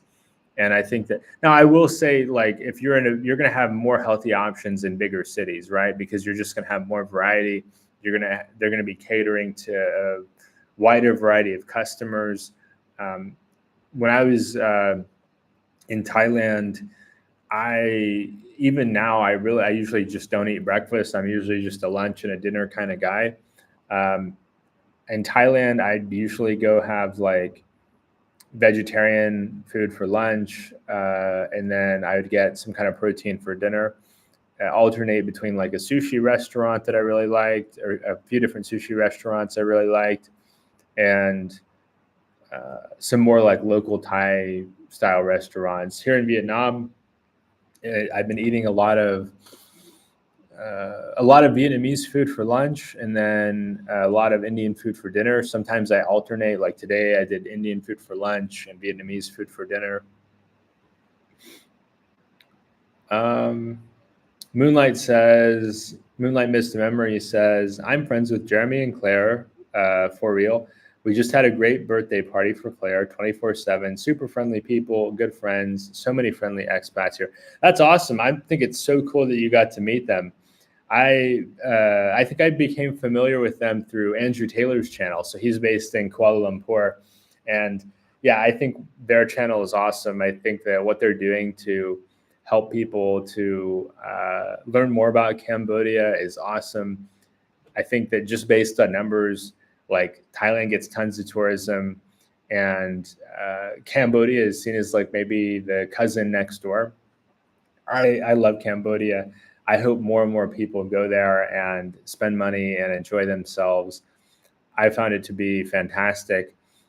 Some people, I think part of it is that Cambodia could appear to be expensive compared to some surrounding countries. I didn't find it to be super expensive. Like I found the hotel rooms to be great value for money. For example, I found that, yeah, it may be more expensive than say a Chiang Mai, which is comparable in size, but it's a different experience. And the coffee is so good. Oh man, you're definitely making me think so much about the coffee in Cambodia. It's just that I felt like every day in Cambodia started off perfectly, because I would, like, even if there were challenges throughout the day, I would start off with the best cup of coffee I've ever had. And if any of you guys are coffee drinkers, or you've been in the habit of drinking coffee, and someday you start off with a not very good cup of coffee, which I've also had plenty of those days, and you start your day off with a perfect cup of coffee, you feel like everything is going to go right. Today, it's just going to be my day. And also, it may have been too, like I was there in December and January, which is like perfect weather there. So that probably added to my experience. But I loved it, having the coffee, going down, walking by the riverside, and like just seeing the Mekong, and seeing you'd see fishermen too. Like you'd see guys along the Mekong going fishing, which is just really interesting because it reminded me of where I'm from, where I would see people in the mornings going out and going fishing. Moonlight Mist and Memories. GMM says Siem Reap is really on the rise, very different today from only 10 years ago. Countryside in Cambodia is still like a time machine, how Thailand was 30 years ago.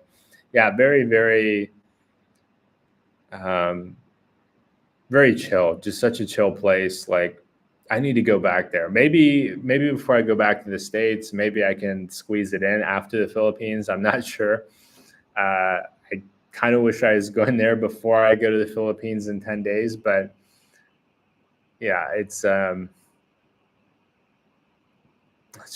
such a nice place.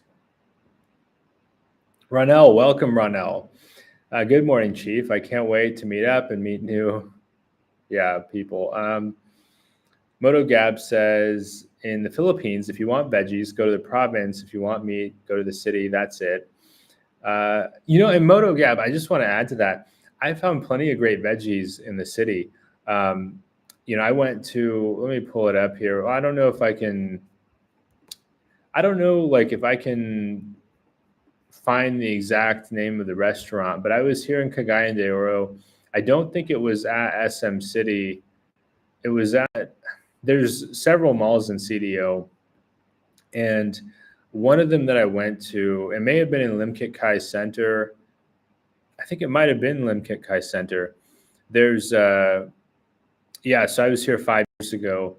There's a really nice salad shop, and I wouldn't call CDO provincial, but like probably one of the best salads I had in Southeast Asia. It was around, I think, $4 or $5. Plenty of fresh veggies, fresh meat, absolutely delicious. Philippines can totally do healthy food. I think people, they may not dig enough for it, right? They may see the popular lechon restaurant and see all these people swarming the lechon restaurant and think, oh, it's limited to lechon, which I also love lechon, by the way. I love Filipino food in general.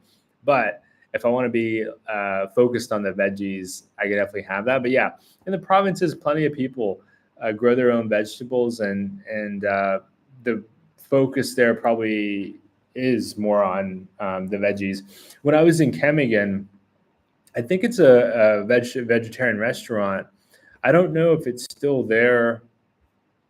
Let me do some Googling, because if it's still there, Kemigan Island.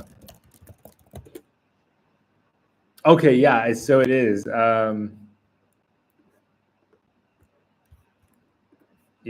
can pull it up here to show you. So this is one of the nicest restaurants I ate at in Kemigan, and it's like in front of this. You walk through a rice paddy to get here, and I think they mostly do vegetarian. So this is the view from the restaurant. It's so stunning. It's just so beautiful to see the volcano Hibak Hibak in the background, and to have the healthy and fresh food, and being able. It's just so peaceful, and to also like walk through the rice paddy is special because you hear a lot about the rice paddies in Southeast Asia, but if you're not in a provincial area, you're not going to really see them. And even if you are, you don't want to walk on somebody's private land, right? You want to respect people's privacy. So they really taken it up a notch, where you actually get to have the experience, and the building is just beautiful. The red and the black color. It's such a special experience. I really enjoy it. It was one of the nicest restaurants I visited in the Philippines. What's your favorite Asian food, Ronell? That question is a loaded question, Ronell. So what I mean by that is it would probably take me an hour. Top 5, no particular order: sushi, curry, like Indian curry. I like Japanese curry too.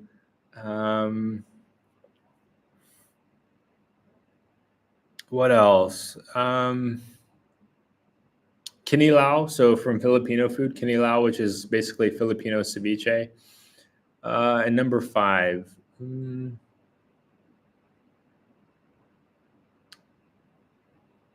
number five, I like pho, Vietnamese pho or banh mi.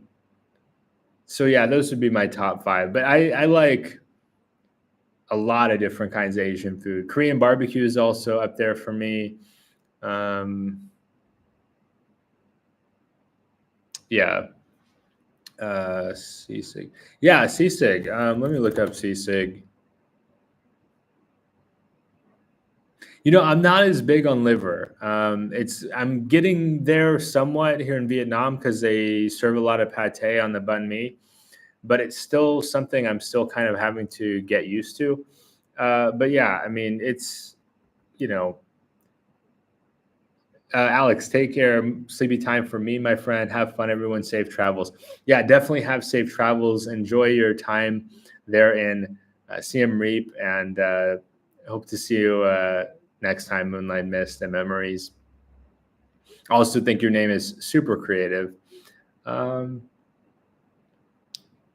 Moto Gab TV and here, Philippines' most popular food is adobo, the best food. Yeah, Moto Gab, I love adobo, pork adobo, chicken adobo.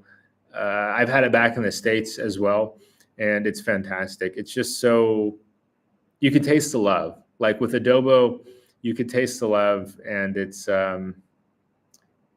reminds me a lot too of some of the southern food that I grew up on, like in the southern U.S., kind of that soul food type of cuisine.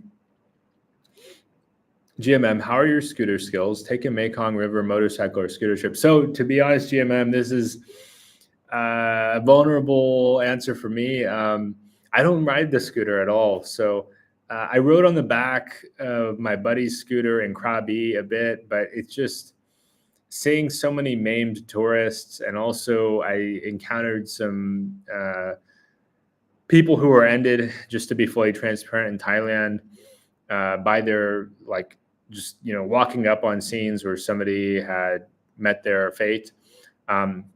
So I'm not a fan of riding scooters. I didn't grow up doing it. It's very just awkward feeling for me, and it's I'm not into riding. If I were to relocate to Southeast Asia permanently, I'd probably buy a car, just because I think that's the best, that's the safest thing for somebody like me. I did date a Thai woman in Bangkok, and her father forbid her from having a scooter and bought her and all of her brothers cars. And he said, you're not riding a scooter. And I thought, man, this man is a successful businessman, and I'm going to follow his guidance. I'm going to follow his guidance on that one. Moonlight Mist and Memories, very affordable city in which to live, variety of good restaurants, supportive expat community, plenty of activities, something for everyone. Yeah, I loved Phnom Penh so much. I think I'd probably like Siem Reap as much as Phnom Penh, but in different ways, because it's a little bit different city. Korean hot dogs. Yeah, Ronell, I like some hot dogs. Like I like chicken sausage. For some reason, Korean hot dogs, I tried a little bit in Chiang Mai. It just doesn't do it for me as much. I don't know exactly why that is. I'm not exactly sure why. Maybe it's because I just got adjusted to more like a chicken or beef based dogs. Some of it too is just spending time around Muslim people who abstain from pork, and so they prefer the chicken dogs or the beef dogs. I wouldn't be opposed to having like a beef based corn dog or a chicken based Korean corn dog. Maybe they serve that. They probably do. They probably get people visiting from Muslim countries that they want to partake in the dish, but they still want to maintain their halal eating pattern, and so a requirement. Moto Gab, a lot of Americans like adobo. Yeah, I mean, I like a lot of different Filipino dishes. I think it's underrated. it just and of course I grew up on rice too. That's part of what helps for me is I grew up eating rice. So telling me like, oh, you're gonna eat meat and rice. Okay, that's delicious. Bring it on. I think for some Americans, they're thinking rice. Like that's I don't know about rice. Like that's something that is less familiar to many Americans. For me, I grew up eating rice and this or rice and that or rice and this. So when you tell me in the Philippines I'm going to have rice and pork or rice and fish, that sounds like delicious. That sounds like what I'm used to. Um, Moto Gab, I think Korean, a lot of fried chicken, different flavors. Yeah, I like KFC. I like Korean fried chicken. I was eating a lot of Korean fried chicken in Chiang Mai. They have quite a few places that have popped up, I think, to cater in part to the Korean tourists, and it's delicious. Um, I actually had to cut down on that because I was eating fried chicken a little bit too much, and I just I felt like I could feel my arteries clogging a bit. It's something I'm gonna have to be careful about in the Philippines because it's just so delicious. I mean, it's like addictive. I mean, I could, yeah, it's very delicious, but I got to be cautious about it. I'm looking forward to my time in the Philippines because if I spend enough time outdoors, I will spend less time in restaurants or at my place ordering Grab. And so, yeah, it's just such a beautiful environment. It's so gorgeous. Ronell, scooters in Southeast Asia are often 110cc. Ronell asks, which is better, scooters or mopeds? Ronell scooters, GMM says Ronell scooters in Southeast Asia is often 110. Most common is 125, can go over 46 miles an hour. A good moped was long time I seen here. Yeah, and I don't mind. Like, I have numerous friends that ride in Southeast Asia with no issues. That are very careful about how they ride. They're, they only ride sober. They use they use good judgment. They don't drive too fast. But for me personally, I just don't think that I'm coordinated enough to operate one safely enough. I may, I may consider doing it a little bit if I go to some sparsely populated areas and get a lot of practice with a friend, but that's going to include wearing a helmet, potentially wearing some additional protective gear, like going over the top and the safety. And even then, I'm willing to spend a little bit extra to ride in like a Jeepney, not even extra. Jeepneys are cheap, but like getting a cab or in some cases, I'm willing to pay a local person to be my driver because I feel like, hey, if they're from here, they live here, and they're on the Grab app where they care about their ratings, they're going to be much more likely to drive safely than I am. They're going to understand the traffic patterns. They're going to know the roads really well, and I'm going to feel better than I would with my own skill set. Ronald says kimchi is good. I used to hate it because of the smell. I like kimchi. I'm definitely down for kimchi. It's an acquired taste. It can be a little bit sour or a little bit spicy depending on what kind of kimchi you get. But it's a great alternative to having too much rice, right? If you're concerned about your carb intake, cutting out half your rice and subbing in kimchi, I think it can be a good thing. Moto Gab, what do you think about Jollibee? Would you choose Jollibee or KFC? Depends on where I'm at.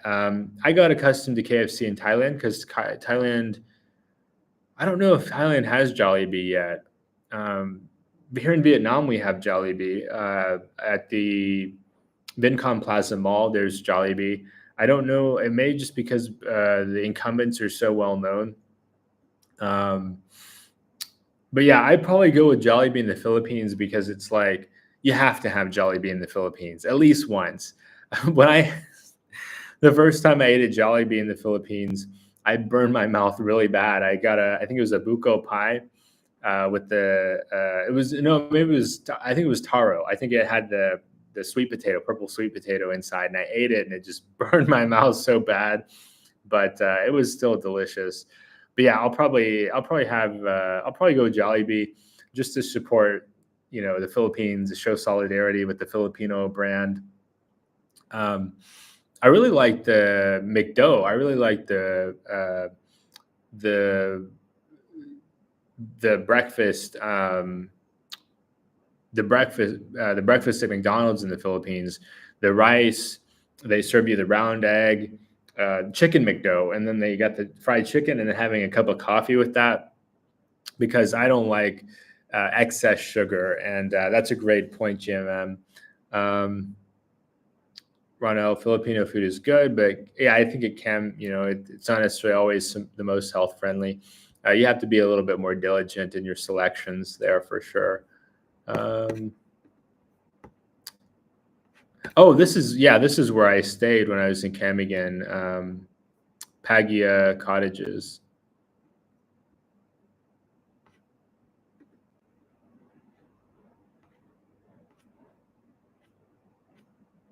It looks like they've maybe done some painting. They maybe put in some new floors as well.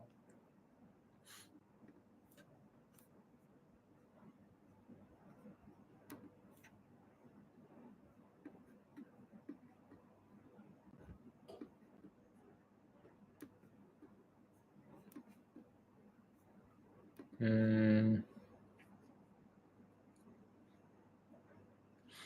GMM says, seen 11 or 12-year-old kids drive scooters in the countryside all over Southeast Asia, over 40 miles an hour and no helmet. Crazy. Yeah, if I ever have kids, they're not doing that.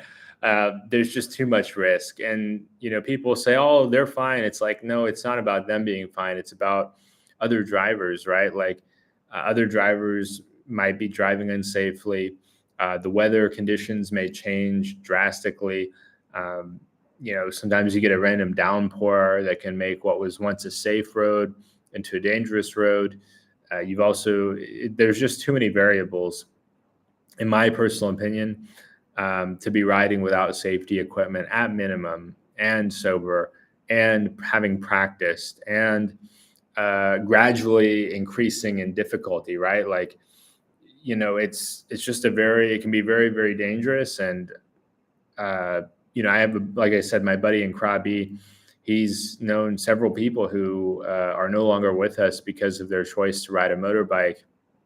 And it's just too common for us to overlook that risk.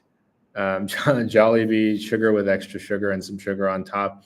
Yeah, I mean, it's comfort food. It's fast food. It's something people have as a treat.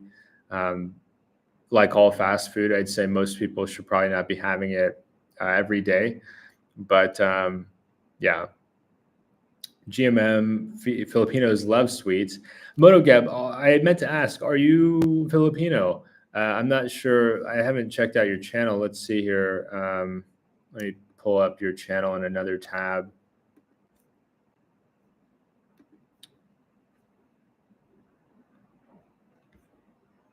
But yeah, I mean, okay, very cool. Okay, wonderful. Yeah, that's awesome. Filipino people are so nice. I'd be happy to meet up if I make it up to your city. And yeah, I think Filipino people do love sweets. I have a bit of a sweet tooth myself. It's, you have amazing desserts in the Philippines, like turon, basically banana lumpia with caramel. You have when I was in Camigan, they have these like ube cakes, and like they have the halo halo, and it's it's so delicious, but it is something that I have to moderate, right? If I ate all the sweets I wanted in the Philippines, I yeah, I would be broke. Let me put it that way. I'd spend all my money on all the treats there, and you have so much variety there as far as desserts go. And Christmas, most popular Philippines, lots of gorgeous motorcycles, but no license. Yeah, and I don't have a license either. I used to have an international driver's license, but I got it from AAA, but mine expired. Um, so that's something that I would want to do too before I'd even try to do all that. But uh, Christmas most popular food is called salad and lechon. Yeah, salad's delicious there. I mean, you've got a beautiful tropical environment and vegetables grow super fast. So there's definitely the landscape there for really amazing salads. MotoGab TV, problem with driving a more heavy motorbike in Southeast Asia is the traffic. Stop, drive, stop, drive, stop again. Driving a heavy motorcycle is not optimal and hard on the legs. Um, yeah, that's a fair point, Jim. Traffic can be pretty busy. Here in Chemagen, not so bad, but if you're in a more populated city, even like a middle-sized city like CDO, which is around 700,000 or 800,000 people, traffic can definitely accumulate, especially around here, around downtown, around like SM or Centrio or Gaisano, or Limkit Kai. It can get pretty busy, like busier than I would have thought based on the population. But CDO is growing a lot. I mean, a lot of people are moving to Cagayan de Oro. I think the secret is getting out more about it, that you don't have to be in Manila, you don't have to be in Cebu if you want a decent sized city experience.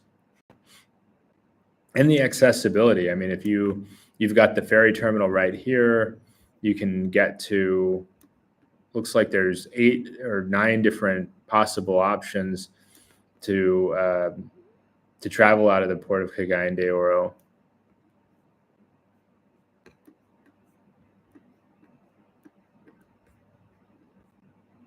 I can't wait. I'm so excited.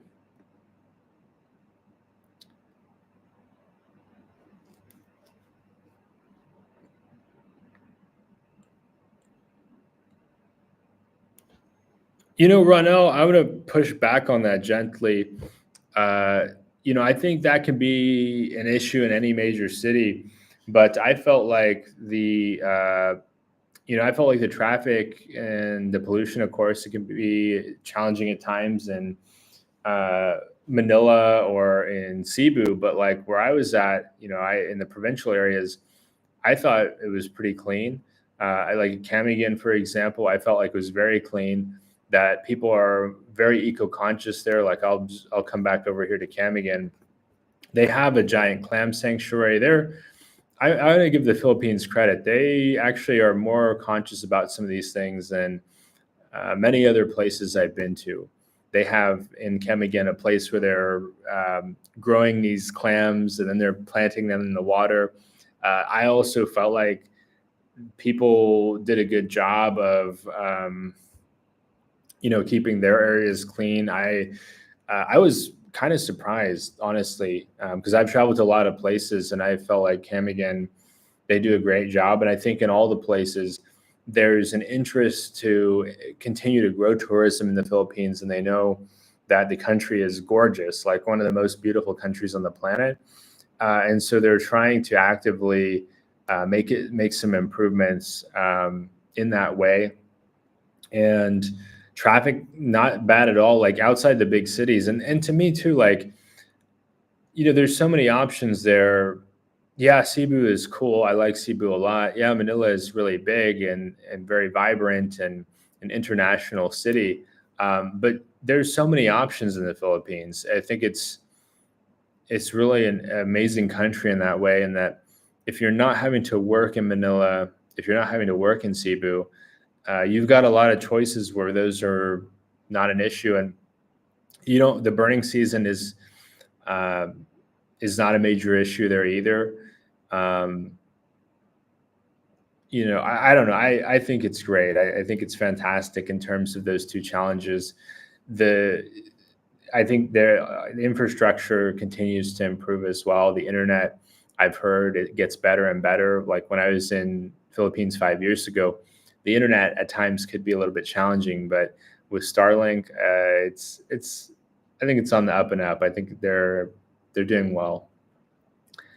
Moto Gab, no, I mean salad is not vegan. I mean salad is more pineapple, beans, apple, cream. Oh, you're talking about like a fruit salad. Um, Moto Gab TV, a fruit salad. Yeah. So different than like a veggie, like a what we would think of as like a Western style salad. That's funny. I didn't really notice that much, but maybe I should keep an eye out for it. I went to a fantastic buffet, probably one of my favorite buffets in the world, here in Cebu at the. We just pull it up here. Yeah, here at the Radisson Blue, and I don't know if I saw that type of salad. Uh, this hotel, by the way, is beautiful. I mean, it's nice enough, like even to just look at. Like I didn't stay there; I just went for the buffet. But it's the lobby is one of the most. I wish they'd show the lobby here. One of the most beautiful lobby. Here we go. I mean, it's gorgeous. One of the most beautiful lobbies of any hotel I've been in, and I've been to a lot of really nice hotels, um, and it's just stunning. It felt spacious, but very artistic, and the colors, they put a lot of effort into this one. It's so beautiful. I still think about that hotel, and they were so kind. The service was so fantastic. The lobby, the furniture was super comfortable. You guys are really helping me to get excited and hyped about the Philippines. I'm a little bit dreading my 3 hour layover at 2 a.m., but I know once I get a good night's rest there, I get settled in, it's going to be a fantastic experience. GMM, have many expat friends that did buy a heavy Harley or stuff like that and changed to a lighter, more agile scooter just because of the traffic. Yeah, GMM, I would agree with that. I think it's just it's gonna be easier to navigate if you're and easier to park. Probably easier to turn around too. I notice sometimes if people have a big bike, they can struggle to get turned around as quickly as they'd like. Philippines, a lot of different salad. Yeah, salad has many different meanings there, and you've got a lot of fresh fruits too. Like it, you definitely have a lot of variety there. I liked the pineapple a lot. I liked the what else? Of course, the mango is probably the most well known. I never tried the durian. I did not like durian back then. Now I actually like durian a lot, so that may be one that I've got to try this time. Ronell says, I heard Clark International Airport in the Philippines is clean and Americanized, like traffic lights and rules. MotoGap says, that's right, Ronell. Yeah, I've heard that as well, that they're, it's part of it is just being there as far as support for the U.S. military goes. They've got Clark Air Force Base there, and they do have a lot of those advantages. I'm not opposed to that. I mean, I like the variety. Like that's what's beautiful about the Philippines to me is you've got so much variety. One thing that I disagree with that some people say is, oh, once you've seen one island, you've seen them all. I disagree with that. I found the islands to be very unique. The people look different from one another. The foods are different from one another. The activities are different from one another. Being in Cebu versus Camiguin feels like almost like two different countries, because in Cebu you're in this like really big city. You've got a lot of different neighborhoods.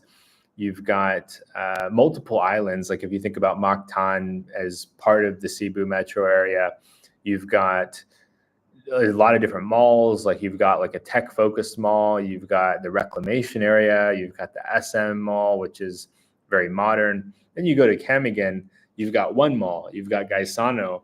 You've got it's much more nature focused and tourism focused. So there's so much variety in the Philippines that it's yeah, I mean, I like the what you could call westernized parts, and I also like the less westernized parts. Guys, also, I'll probably wind down here soon because my voice is starting to go. and I've got some other things to tackle before I go to bed. But it's been so wonderful. I appreciate everybody joining. If you haven't given us a thumbs up, please give us a thumbs up. It definitely helps with the algorithm.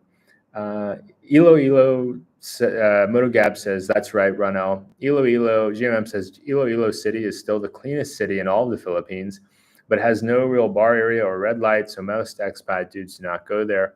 They hang out in Cebu, Angeles, places like that. Yeah, I'm open to going to Ilo GMM. What you're describing sounds fantastic. I'm not as into the bars or the red light. I feel like it's, Filipino people in general are so approachable that if you want to date, you don't have to, participate in the nightlife scene to, find a nice lady to create a meaningful relationship. I'll say in Cebu, I had an easier time dating because just the sheer numbers of people there. But the woman that I dated in Cebu, she worked in a call center, had a professional job, had been to college. It wasn't a transactional kind of thing. Like we went out to dinner. She introduced me to Sugbo Mercado, which is really a cool place that a lot of the workers like to meet up at and congregate at. And I wish I'd stayed longer in Cebu because I think she would have shown me a lot of different parts of the city that a foreigner is just going to have a harder time discovering because we just don't have that localized knowledge. She wasn't even from Cebu, by the way. She was from Bohol. But yeah, really, really cool chick.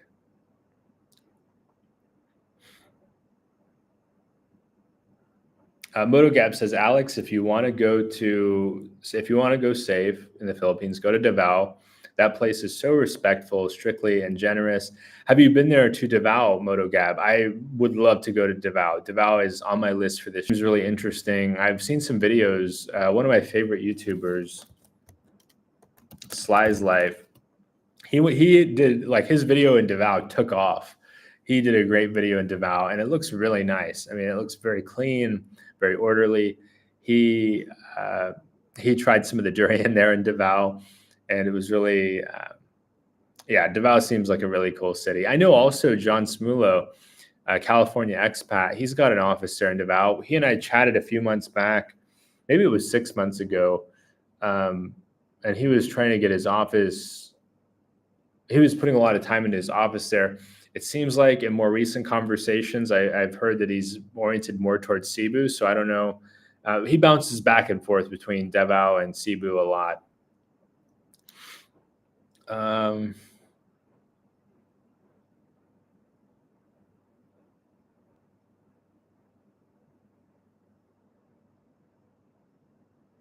About Motogab TV says about summer, Philippines is most popular dessert is called halo halo and buko pandan. Halo halo is like the mixed up ice cream, like, and the different treats all in one, and then the buko pandan is young coconut pie, right? Ronel, says they have fruit salad, macaroni salad, the Filipino-based salads. That's right, Ronel. Philippines is a lot of different salads. Ronel, BGC and Makati is luxury westernized areas. Hope you go to BGC and Makati. At some point I'd like to go to BGC and Makati.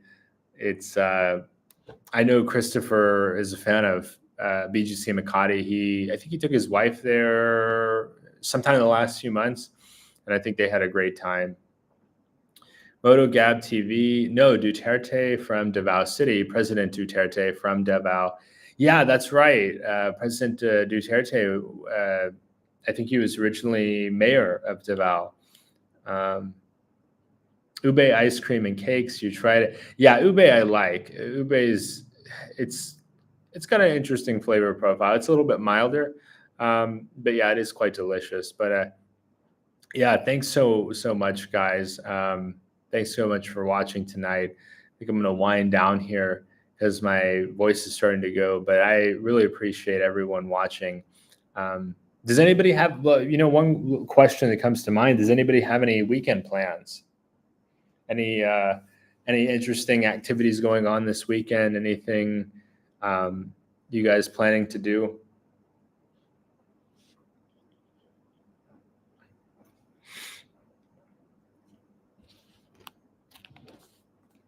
Oh, ube is delicious. Masarap is the word in Tagalog. Yeah, thanks so much for the wonderful conversation, Ronel, MotoGab, GMM, and we'll just go up through and catch anybody else. Moonlight Mist and Memories. Christopher was here earlier. Tony, of course. How can I miss Tony? And Gerard. Yeah, absolutely.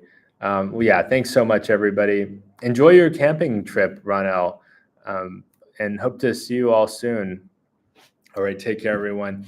For those who are watching the replay, thanks so much for joining us in the replay. Give us a thumbs up if you haven't already. It helps with the YouTube algorithm. If you want to see more streams like this or more content like this, then subscribe to the channel down below and comment. If there's any, anything you'd like me to cover in the next one, or you have any thoughts on what we covered today, feel free to comment. It helps to generate an interesting discussion. Yeah, thanks so much, everyone, and we'll see you soon.